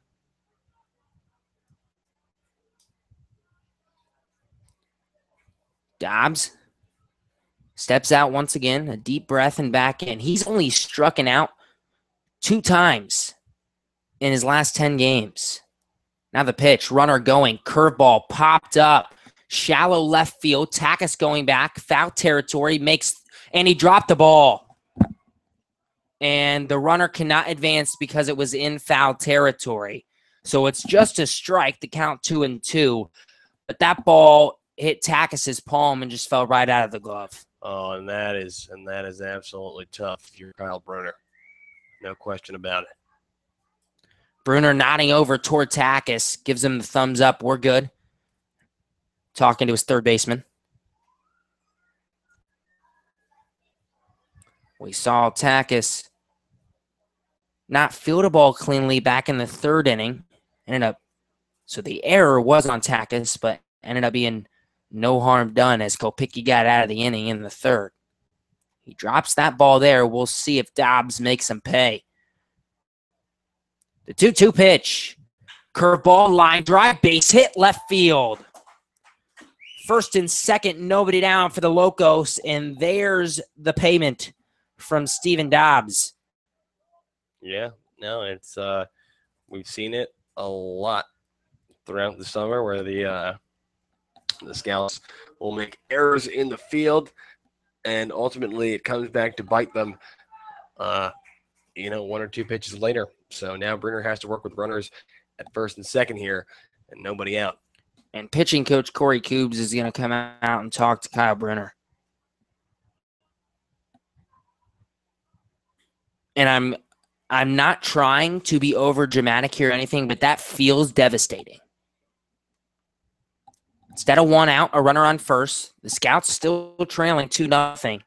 First and second, nobody down for Jonathan Muse stepping to the plate. Muse, his first game with the Lima Locos this evening. This ball game has only lasted 2 hours, a little over 2 hours. About 2 hours and 2 minutes here in the top of the 8th. A rather quick game, and that's what the Lima Locos are used to. I mentioned all the low-scoring ball games. Yeah, trying to get some out-of-town scoreboard for y'all at this time. Like Gabe mentioned earlier, the Copperheads getting an absolute beating at the hands of the Richmond Jazz, a 15-7 final. So if the Scouts could pull out a win in this game, they would be 1 game behind, or they'd be tied with the Copperheads. A loss would make them a game behind the Copperheads, 2 games behind the Richmond Jazz. Now 3 behind the Jazz if we lose today. The pitch. Outside, ball 1. If the Scouts cannot get a victory today, they fall 3 games behind the Richmond Jazz for the second playoff spot. They would still be a couple back of the Copperheads as well. They would be 1 behind the Copperheads. Okay. And, yeah, like you said, they would be 3 behind the Jazz, 4 behind the Steam first. The 1-0. Curveball, line drive, base hit, left field. Runner coming around. Lambert's throw will be cut off. And now it gets away from Takis. Ackerman goes and gets the ball. Bruner covering the plate, so another run will not come home. Jonathan Muse moves to second. It was Terrence Norman who scored. Steven Dobbs now stands on third. 3-0 Lima. And the unfortunate thing there as well is that because of the error at the end, it allows to advance to second. Muse advances to second. Dobbs stands on third. Norman scores. 3-0 Locos here in the eighth. 3 straight hits off of Kyle Bruner here. 3 singles. And in steps Josh Wooten. Wooten bats from the right side, the catcher behind the plate this evening for the Locos. The infield in for the Scouts. The 1-0 pitch. Curveball, ground ball. Fielded by Ring at first. He throws home. The runner is out. Steven Dobbs killing himself for testing Ring there. Muse moves to third. Wooten reaches first on the fielder's choice. Yeah, good job there by the Scouts defensively, playing with the infield in, and honestly, a very bad decision, like you said, by Steven Dobbs to try to test it, but ultimately a good thing for Xenia. Looks like Bubba Cates is going to come out to the mound and make a call into the bullpen. Yes, he is. And with pitching coach Corey Koobs already visiting, I doubt this will just be a friendly talk. And it will be Jack Rains. He only threw 17 pitches yesterday. So Rains pitches yesterday, but our good old friend Andrew here with the pitch count.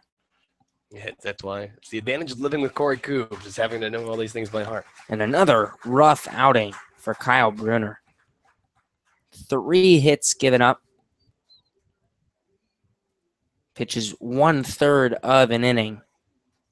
1 run has scored. He's responsible for the runners on first and third. And Jack Rains will come in to try to clean it all up. As you mentioned, that's his role at Baldwin Wallace. Indeed. And hopefully for the Scouts, Rains able to put in some innings there. We saw him go with 2 scoreless frames yesterday against these very same Lima Locos. So hopefully Rains has a little bit more magic left in him and give the Scouts at the top of the order coming up in the home half of the eighth an opportunity to try to get themselves into this ball game and hopefully squeak out a win. While Rains is warming up, we're going to take a short break as he just got on the mound. You're listening to Scouts Baseball on the Xenia Scouts Radio Network.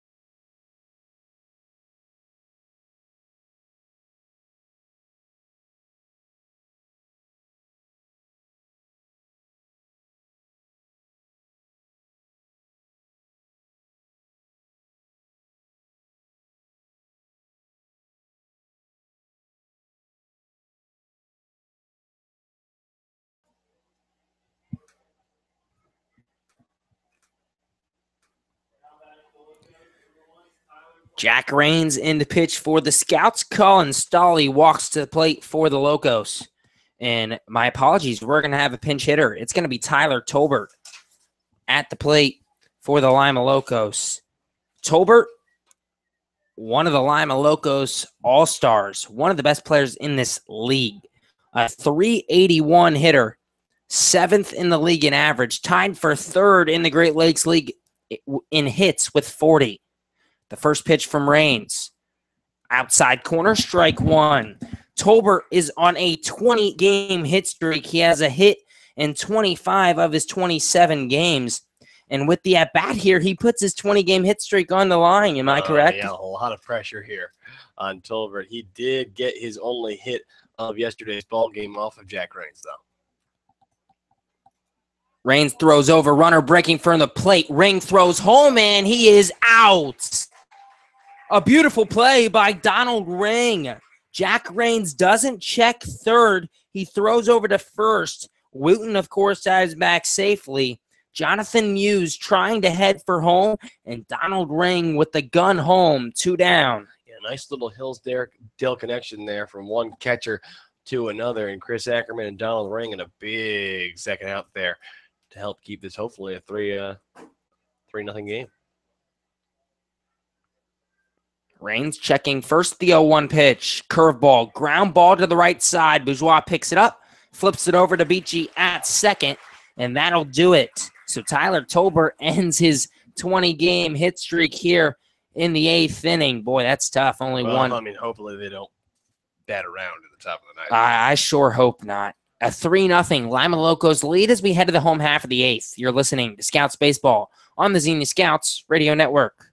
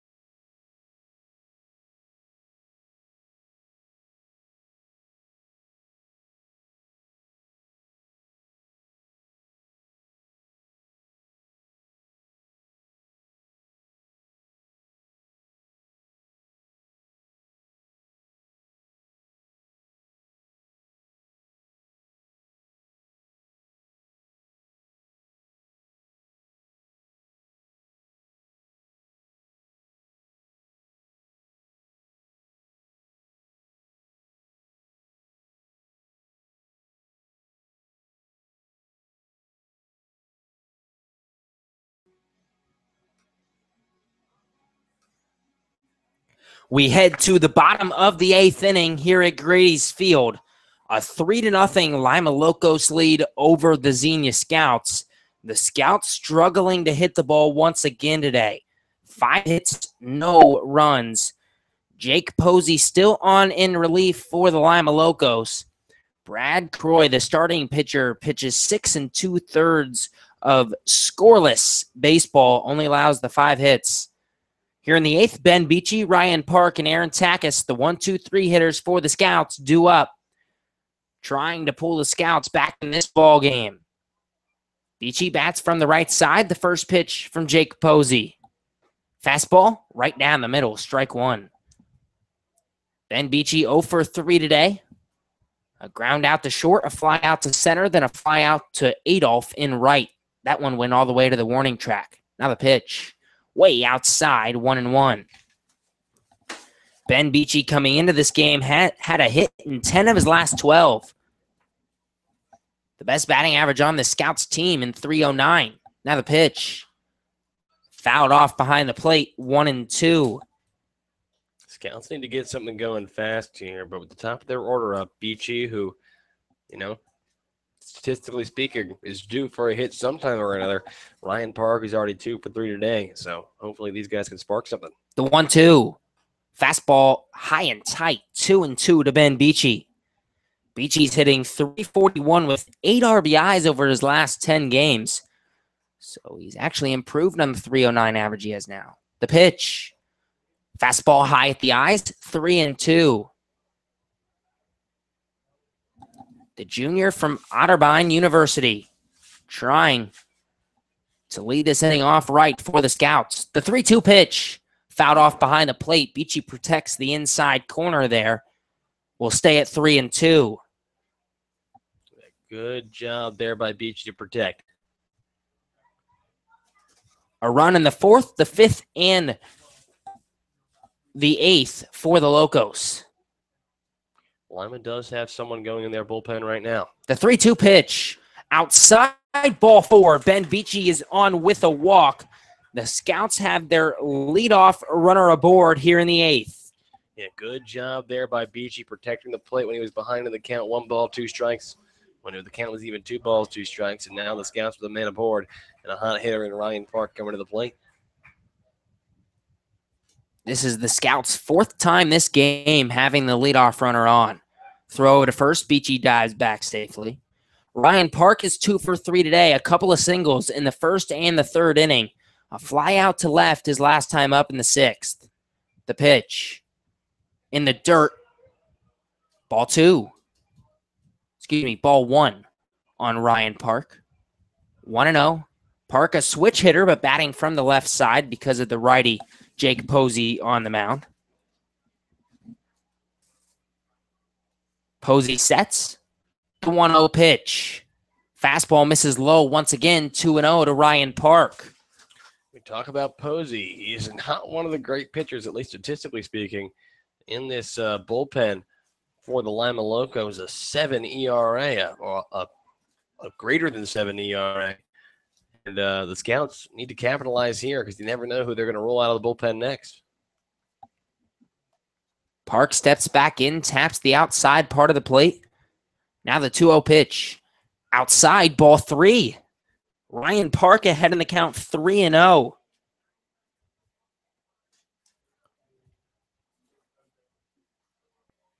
Posey sets quickly now. The 3-0 pitch. The get-me-over fastball does just that at the knees. 3-1 to Ryan Park. The Scouts came into this one 14-15, 4th place in the Southern Division. 3.5 back of the Cincinnati Steam. Now the 3-1 pitch. Misses low and away. Ball 4. Once again, the Scouts have their first 2 runners aboard here in the 8th inning. They did it in the 7th inning. Were not able to get any runs across. And now Aaron Takis to the plate. And it looks like a call to the bullpen in the works here for the Lima Locos with a tying run to the plate in Aaron Takis.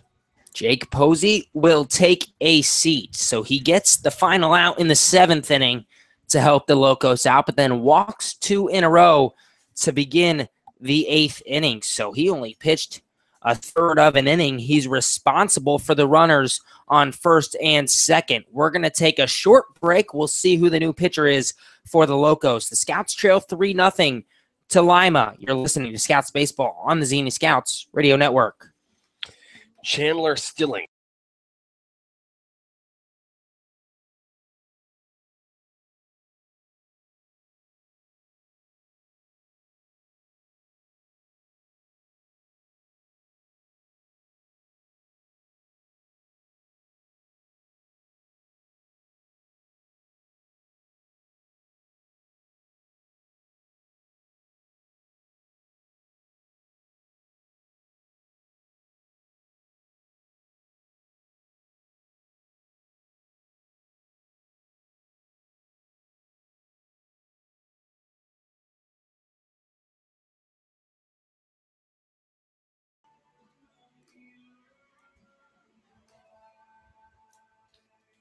Back here in the bottom of the 8th inning here at Grady's Field, a 3-0 Lima Locos lead over the Xenia Scouts. The Scouts have their first 2 runners aboard here in the 8th. Ben Beachy and Ryan Park reach on walks. Aaron Takis to the plate for the Scouts. Chandler Stillings is the new pitcher for the Locos after Jake Posey walks the first 2 of the inning. And Chandler Stillings out here for a reason, Gabe. He's appeared in 8 games, thrown 12 2/3 innings pitched. An ERA of a big round 0. He hasn't allowed an earned run. Did allow 1 run. It was unearned. 8 hits in those 12 2/3. He has struck out 15, walking just 2. A 1-0 record on the season. 1 save for Chandler Stillings. And for the just to go a little bit deeper, a 0.79 whip, a 182 batting average against. So opponents struggle hitting Chandler Stillings. Stillings will place his collegiate ball at Bowling Green in the Mid-American Conference. The Falcons struggled this past year, but Stillings, well, he's a bright spot in that program. The 6'3" lefty on the mound. Aaron Taka stands in from the left side. The first pitch to Tack. Curveball drops in there. Outside corner, strike one. And probably a strategic decision here by the manager of the Lima Locos. 3 lefties, the next 3 batters due up for the Scouts. So bringing the southpaw in to face him. The 0-1 to Takis. Fastball, line drive, foul ball down the third base line. And that might be the best pitch Aaron Takis sees in this at-bat. A fastball right over the heart of the plate. Yeah, Takis just missing there. Tough one. Interesting to see that the Scouts aren't going with the sacrifice bunt option here. We saw Takis nail that sacrifice bunt opportunity a couple of days ago. Now the 0-2 pitch. Just off the outside corner, ball 1. 1-2 to Aaron Takis. And the Scouts need runs quickly. Bottom of the 8th, 3-0. The Scouts trail the Lima Locos here at home. The 1-2 pitch to Aaron Takis from Stillings. And now Takis calls time right as Stillings was about to throw. Stillings actually still lobs that ball in over the plate. Yeah, it's like he ends up throwing like a patty cake ball over. It's like if you had the opportunity to not throw the ball to make that decision, why still do it? I think his momentum was still carrying him toward I guess so. the plate. Beachy leads off second. The 1-2 pitch. Curveball way in tight, 2-2. Almost got a piece of Takis there, no joke. And that would be one of those where the Scots would like Takis to wear that one. But either way, the count even up at 2-2. Beachy on second, Park on first. The 2-2 delivery. Fastball misses low and away. 3-2 to Aaron Takis. Great job by Takis working his way back into this count. Now at 3-2, he's got to defend the zone. Don't swing at anything on the outside. Get that tying run aboard. The biggest pitch of the evening. The 3-2. Ground ball through the hole. Base hit. Beachy coming around from third. He will hold up. A smart decision from Bubba Cates as Terrence Norman already had the ball when Beachy was on third. But Aaron Takis gets his first hit of the day, and the bases are loaded for Xenia here in the bottom of the 8th. Great piece of hitting there by Aaron Takis and a great at-bat in general. Coming back from behind, 0-2, working the count back full, and then just finding something you can hit, putting it in the right spot. Now the bases are loaded for Kyle Casserly. Nobody out. A long fly ball will score at least one here. The Scouts will need more, of course. Casserly steps up. Another lefty, 0 for 3 today. Stilling sets. The first pitch. Change up in there on the outside corner, strike 1. Talking to Casserly, who's been on fire as of late, hitting .381 over his last 7 games. He still only has a .253 batting average, so that tells you how hot Kyle Casserly has been. The 0-1 from Stillings. Fly ball, foul territory, out of play down the third base line, 0-2. So talking to Cass, he tells you he's hitting a little better just because he is jumping at the first fastball that he sees. He's not waiting at all. Early in the year, he says he was a little hesitant to jump early in counts, and he was getting curveballs later in the counts, and he couldn't hit the curveball. Jordan Lambert approach. The 0-2 to Cass. Fastball way in. I don't know how that didn't hit Kyle Casserly. He got on his knees to avoid that one. He bent his knees back and then used his backhand to keep him from falling to the ground. Athletic by Casserly there. That almost brought the first run of the game home for the Scouts, though. The The 1-2 pitch, curveball popped up, foul territory. It will go out of play behind the plate. Will stay at 1-2. Bases loaded for the Xenia Scouts here in the bottom of the 8th inning. The Lima Locos lead 3-0 here in Xenia. The Scouts have left 6 runners on base throughout this game, 4 of them in scoring position. The pitch, curveball low and away. A good job by Cass to hold on the check swing. 2-2. Man, no appeal from the umpire there. The knob of the bat may be getting close, but they'll say he held off. 2 balls, 2 strikes now to Cass. Ben Beachy on third, Ryan Park on second, Aaron Takis on first. The 2-2 pitch, fastball high and in, 3-2 to Kyle Casserly. And he is missing here almost every time, up and in to the left-handed hitters. The biggest pitch of the game for both teams. Stilling sets. The 3-2 delivery. Swung on and missed, strike 3. A fastball on the outside corner. Casserly just missed it. Stillings gets his first strikeout of the evening. 1 down here in the 8th. And a good pitch there by Chandler Stillings going on the outside. A close one to the point where Casserly can't take that one. I mean, hard to tell. That was probably in the zone. I think it would have been a strike on the outside corner. Cass has got to get his bat out there, even though maybe not the pitch he wanted, but nonetheless, swing and a miss, and out number 1 for Chandler Stillings. Jordan Lambert to the plate. The first pitch to Lambert. Fastball high and in, 1-0. This guy keeps going high and in almost every single time. It's amazing that he hasn't plunked anyone yet. Lambert today, 1 for 3. He singled his last time up in the 7th inning. The 1-0.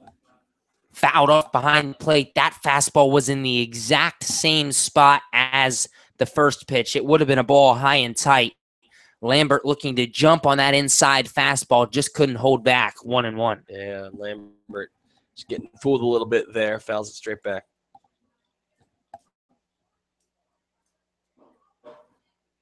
Lambert awaiting the 1-1. Bat waving above the back shoulder. The pitch. Fastball once again fouled off behind the plate. The count 1-2 to Jordan Lambert. Now you got to be careful if you're Jordan Lambert. If you're the Scouts, this could be your last best opportunity here. You have the tying man aboard. With less than 2 outs, you got to get something here. Anything. Stilling sets. The 1-2.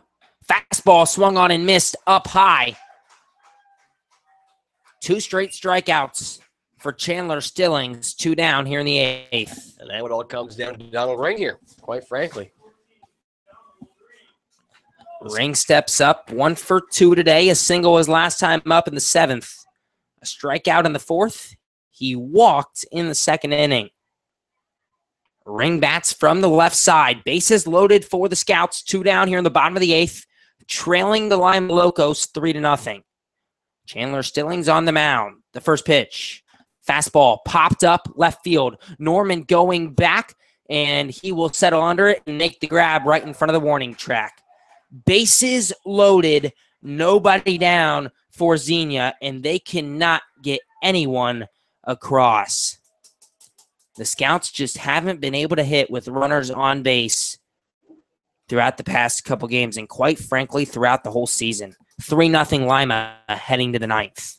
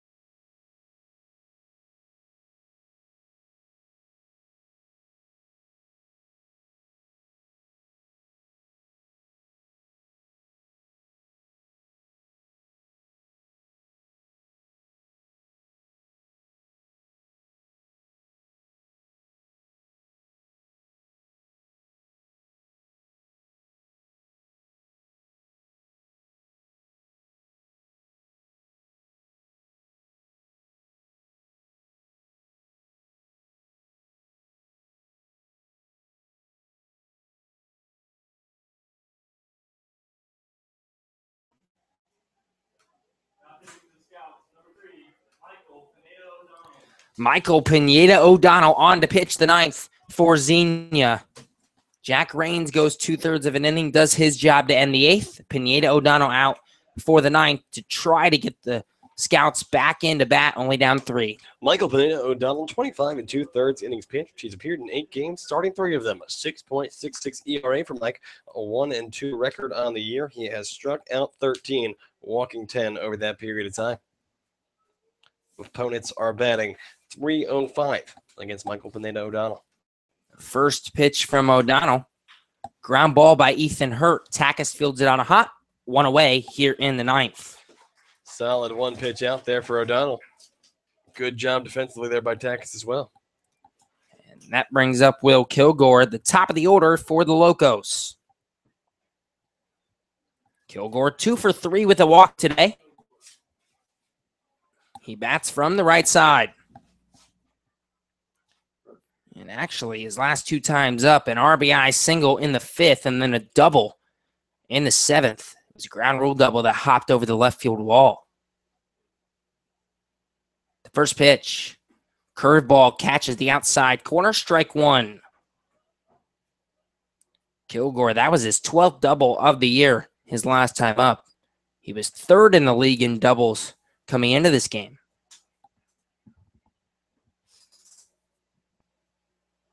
The 0-1. Blooped. Shallow left field. Beachy ranging back makes the grab. Sounded maybe like a broken bat. 2 down in the 9th. And Pineda O'Donnell working very efficiently here. No doubt about that. Ross Adolph to the plate now for the Locos. He's 0 for 2 with a walk and a hit by pitch today. Hit by pitch is something the Locos are definitely used to, as the first pitch from O'Donnell outside, ball 1. The Locos have been hit by a pitch now 30 times this year as a team. That's 5th in the Great Lakes League. A couple of players who are actually Will Kilgore, who just popped out. Now the pitch inside, ball 2. Kilgore has been hit 8 times this year. Well, yeah, that's certainly a crazy statistic there. It's not like one of those Jed Fag things where the hands are going over the plate either. Jed Fag's been hit 8 times as well. 2-0. Fastball. Hard ground ball toward ring at first. He steps on the bag. A quick 1-2-3 inning for Michael Pineda O'Donnell. He does his job. The pitching has done their job all afternoon. 3-0 Locos heading to the bottom of the 9th. The Scouts are down to their final 3 outs. You're listening to Scouts Baseball on the Xenia Scouts Radio Network.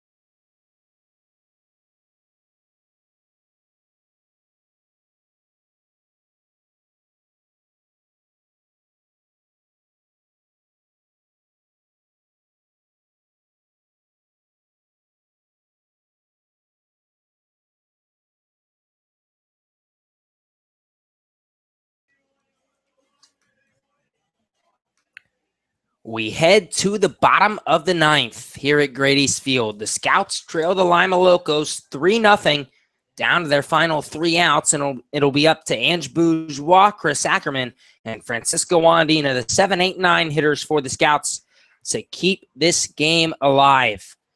Bourgeois steps up. He bats from the left side against the lefty Chandler Stillings. Stillings came in and got out of the 8th inning. The Scouts had bases loaded, nobody out.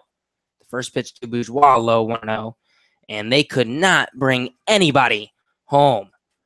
Same old story, same old song and dance, my friend. You said it right. The Scouts have left 9 on base in this game. Because of it, they trail 3-0. Only 6 hits in the game for Xenia. The pitch. High, ball 2. 2-0 to Ange Bourgeois. The Scouts came into the game 14-15, 3.5 games back of the Cincinnati Steam. The Richmond Jazz were at 16-13 coming into today. The Scouts were 2 games back of them as Bourgeois takes the ball outside. The Jazz have already won today. They had a 2:05 first pitch against the Southern Ohio Copperheads. The Jazz won. The Copperheads, of course, in 3rd place in the Southern Division. Now the 3-0 to Bourgeois. Inside, ball 4. Bourgeois on with a leadoff walk. And if you're the Scouts, that's what you need. You gotta get men on board in order to score here. You need 3 runs. You have 3 outs to give. As they say, you can't be a marshmallow. You can't be soft. And Bourgeois certainly not being soft there, taking that all the way, 1 on and nobody out here for the Scouts in the bottom of the 9th. This is the 5th inning that the Scouts have had the leadoff runner aboard. Still trail 3-0. First pitch to Ackerman. Outside, ball 1. Ackerman 0 for 3 today with a couple of strikeouts.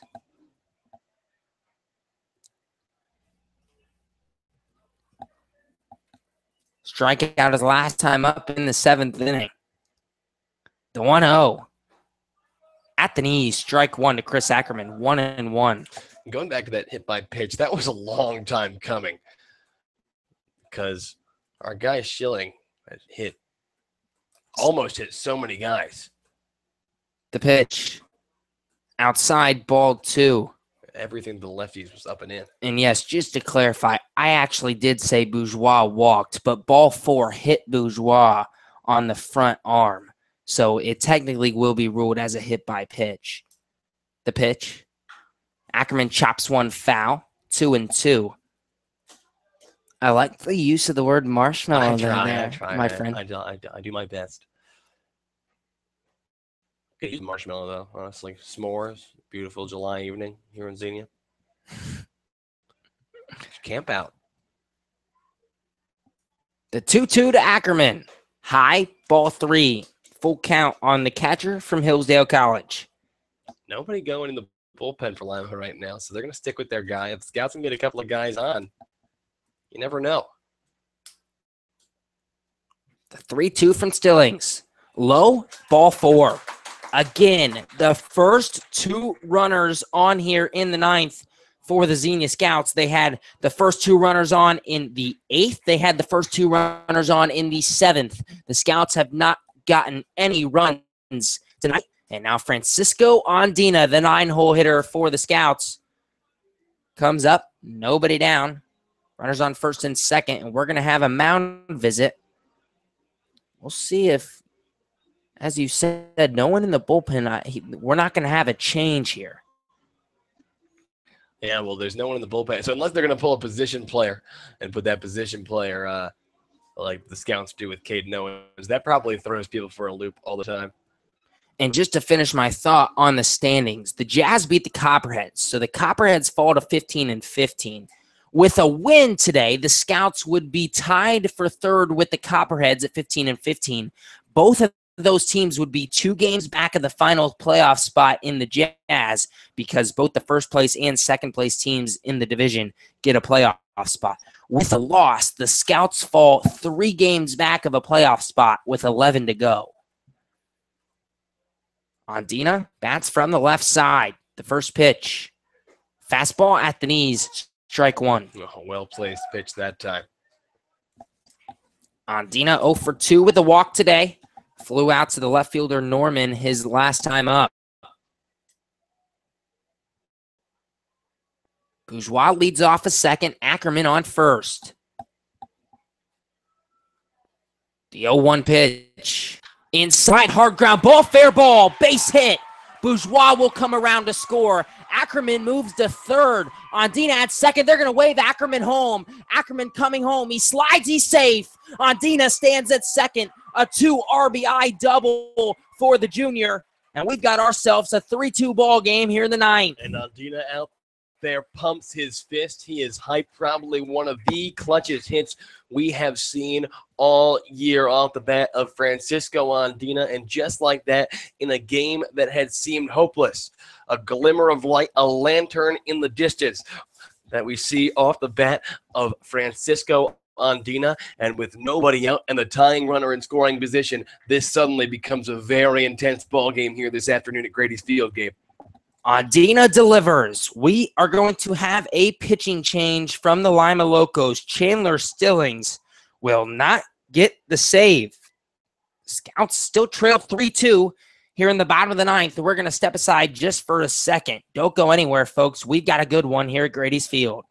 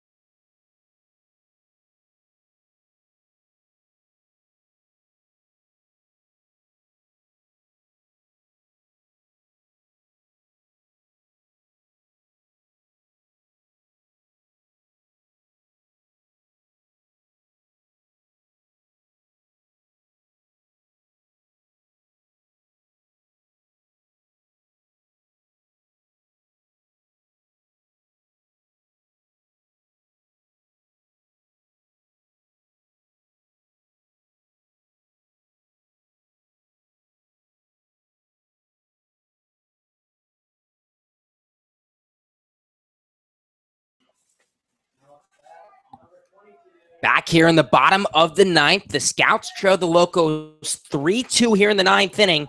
Nobody down. Francisco Ondina stands on second. The Scouts trailed 3-0 coming into the ninth. 2 straight walks to Bourgeois and Ackerman. A 2 RBI double by Francisco Ondina. And Scouts are in the game. Josh DeBacker is the new pitcher for the Locos. He's normally a position player. Has not pitched this season. The pitch. Inside, ball 1. Josh DeBacker was 0 for 3 from the plate yesterday against the Scouts. That's all we got. He was not in the lineup today, so he was not in the field. He comes off the bench. The 1-0 pitch. Beachy line drive, base hit left field. Ondina's going to have to hold up, but runners on the corners with nobody down for the Scouts. And suddenly,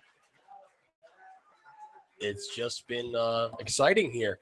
As you see Ross Yoder giving Ben Beachy a pat on the back and support, and the only Scout with who's been on base 3 times today in Ryan Park coming to the plate. This is what you want if you're Xenia. Park will bat from the right side, a switch hitter against the lefty. And Josh DeBacker. The pitch. Curveball at the knee, strike 1. And sadly, because this threw us so off guard, we don't know if Josh DeBacker pitches at school at Wichita State where he goes.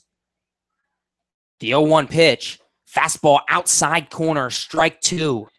The Scouts still trailing the Lima Locos 3-2 here in the bottom of the ninth. The tying run and Francisco Ondina on third. Ben Beachy on first. The 0-2 pitch to Park. Misses high and outside, 1-2. Good job by the catcher, Josh Wooten, to get up out of his crouch. Because if that hadn't gotten behind him, Ondina's going to come home to score. Park. The 1-2 pitch. Park ground ball, base hit left field. a tying RBI single for Ryan Park. We've got ourselves a 3-3 ball game here in the ninth, and Ben Beachy, the winning run on second base. Never say die. Still nobody out in the Scouts who had been literally, you couldn't have imagined them being any less effective at the plate so far today. They just come out here in the bottom of the ninth when it seems like all the energy had been sucked out of the room, and they do what they need to do. And with the tying run, or with the winning run, I should say, we are tied. The winning run stands at second base, and Aaron Tack is coming to the plate. Takis bats from the left side. The first pitch from DeBacker. Curveball misses away, 1-0. Takis 1 for 3 with a walk today. A single his last time up in the eighth. Ben Beachy, the winning run for Xenia on second. A 3-3 tie between the Lima Locos and the Xenia Scouts. The 1-0 to Takis. High and away, 2-0. Tack is probably going to get something to hit here. 2 balls and no strikes. Beachy with decent speed on second base. A base hit could win the game. 2-0 to Aaron Takis. Popped up, shallow left field. The shortstop going back. Tolbert makes the grab. 1 down here in the ninth. So that not going to get anything done. Kyle Casserly, who, as we mentioned, has been hot these past couple of games. Nothing going for him so far today. He has the chance to play the hero right here. Casserly 0 for 4 today. He struck out his last time up in the eighth. But like Andrew said, coming into today, Casserly batting .381 over his last 7. The first pitch to Cass. Fastball popped up, shallow center field. Running in as the center fielder. He'll make the grab. Ethan Hurt with good speed. 2 down here in the ninth. And it all comes down to Jordan Lambert now. A lot, but, you know, the backer who throws from the left side has gotten these couple of lefties in a row now. It was the righty Beachy and Park who originally gotten the hits off of him. Jordan Lambert to the plate. He's 1 for 4 today. Bats from the left side. The first pitch. Curveball outside corner, strike 1. A 3-3 tie between the Lima Locos and the Xenia Scouts here in the bottom of the ninth. The winning run in Ben Beachy on second for the Scouts. The 0-1 to Lambert. Curveball misses outside, 1-1. The Scouts, who had left 9 runners on base today, no runs through 8 innings. The leadoff batter on in for the 8 innings, could not bring any run across. Now the 1-1 pitch to Lambert, outside, 2-1. Here in the ninth, a walk by Bourgeois, a walk by Ackerman, a 2-run double by Francisco Andina, a single from Beachy, and an RBI single from Ryan Park to tie the game. 2 down now here in the ninth for Jordan Lambert. The 2-1 pitch. Outside, ball 3. Lambert almost went for it, but didn't chase, and he's ahead of the count, 3-1. And good job there by Lambert. Got to be careful here, but if you give him a fastball to hit, it's game over. DeBacker sets. The 3-1 pitch. Fastball inside. High fly ball deep right field. That ball carrying, and that ball will land. Ben Beachy scores. Jordan Lambert walks it off for the Scouts. 4 runs here in the bottom of the ninth, and the Scouts get victory. And never say die, the 3 words that you look for there. And like Gabe and I talked about just before that, it seemed like the Scouts had been dead in the water. But, you know, you need to get 27 up, 27 down. You hit 27 outs to win the game, and the Locos were pretty effective through 24, but the Scouts coming back in the bottom of the 9th inning and doing what not many people in this ballpark, outside of maybe the guys in that dugout, expected them to do. So a great team effort here by Xenia, and a big, more than a big win in terms of the standings, because the Scouts, had they lost this game, would have fallen back to 4 games out, 4 games out of first, 3 games out of second. They need second place to make the playoffs. The Scouts, with this win, find themselves back in the hunt here in the Southern Division, and what an impressive performance here. A 4-run ninth inning for Xenia. A walk to lead it off by Ange Bourgeois. A walk to Chris Ackerman. The 2 RBI double by Francisco Wandina to make it 3-2.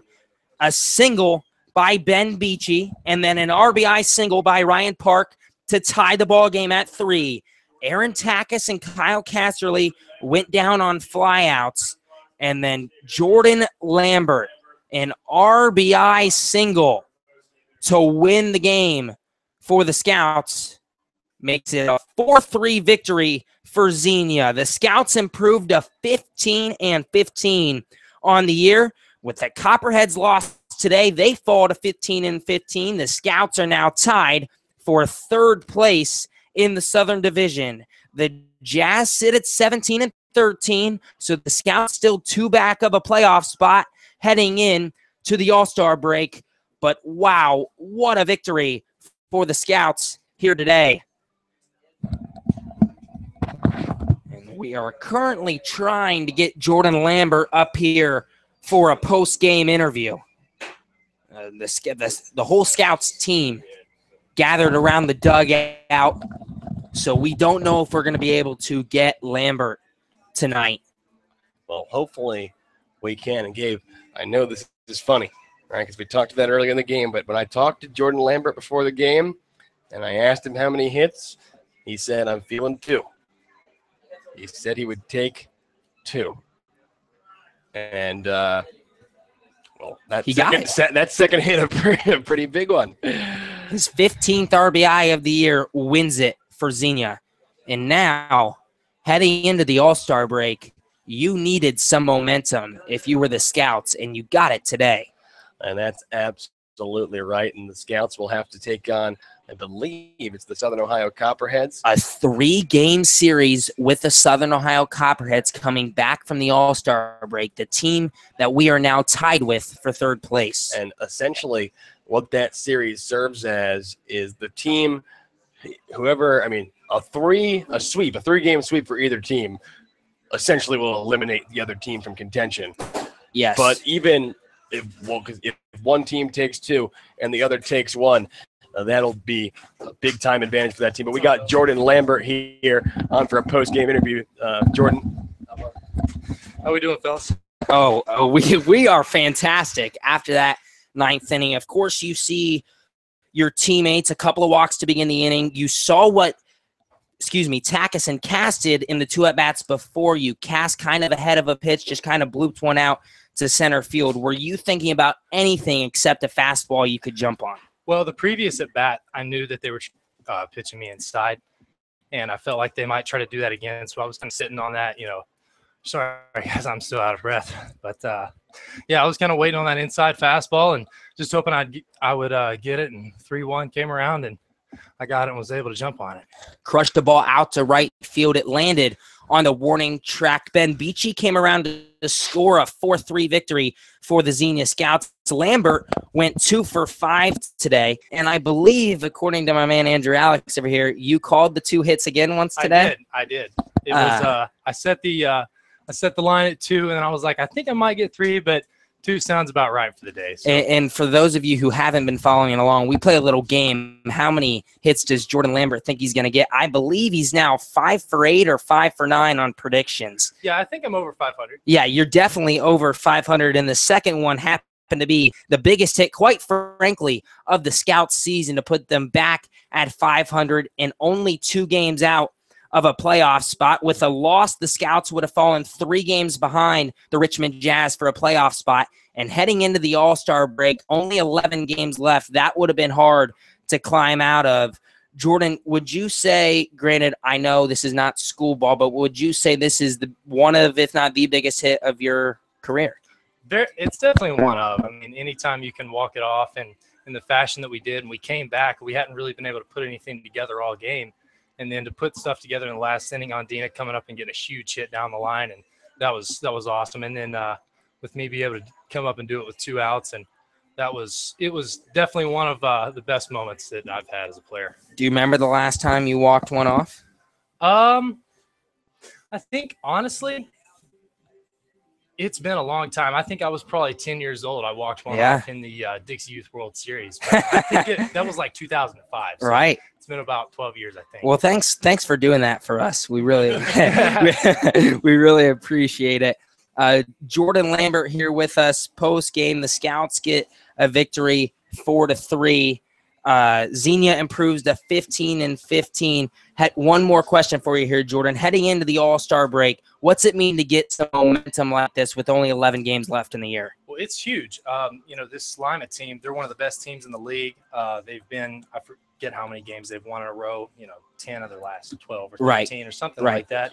And they're a really, really talented squad. So to be able to steal one from them here on a Sunday going into the All-Star break, it's a good feeling. We get a few days off here, and it gives us something to motivate us to end the season on. So definitely. Thanks for joining us, Jordan Lambert. No problem, guys. The hero today for the Xenia Scouts, a 4-3 victory over the Lima Locos. The Scouts get back to 500. And any final thoughts, Andrew, Alix? I'm just a happy guy right now, Gabe, and I guess you and me probably stress about the standings and all the possible case scenarios more than anyone else. But we had talked about, before the series in Cincinnati, we said if we won all four, that would be monumental. If we dropped one, that would be we won 3 or 4, that would still be great.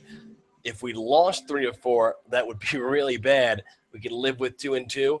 And after yesterday's contest, through the first 8 innings of this game, it seemed like we were gonna be down in the dumps, and that there wasn't gonna be that, or there was gonna be, let's say, a very narrow path into the playoffs. But that path just got a whole lot wider, and suddenly the magnifying glass gets set on the next this upcoming series with the Southern Ohio Copperheads, the 3 biggest games of the Scout season coming up. No question. I know I have said it repeatedly, but just to go through it one more time, the Scouts and the Copperheads each at 15-15, tied for 3rd in the Southern Division.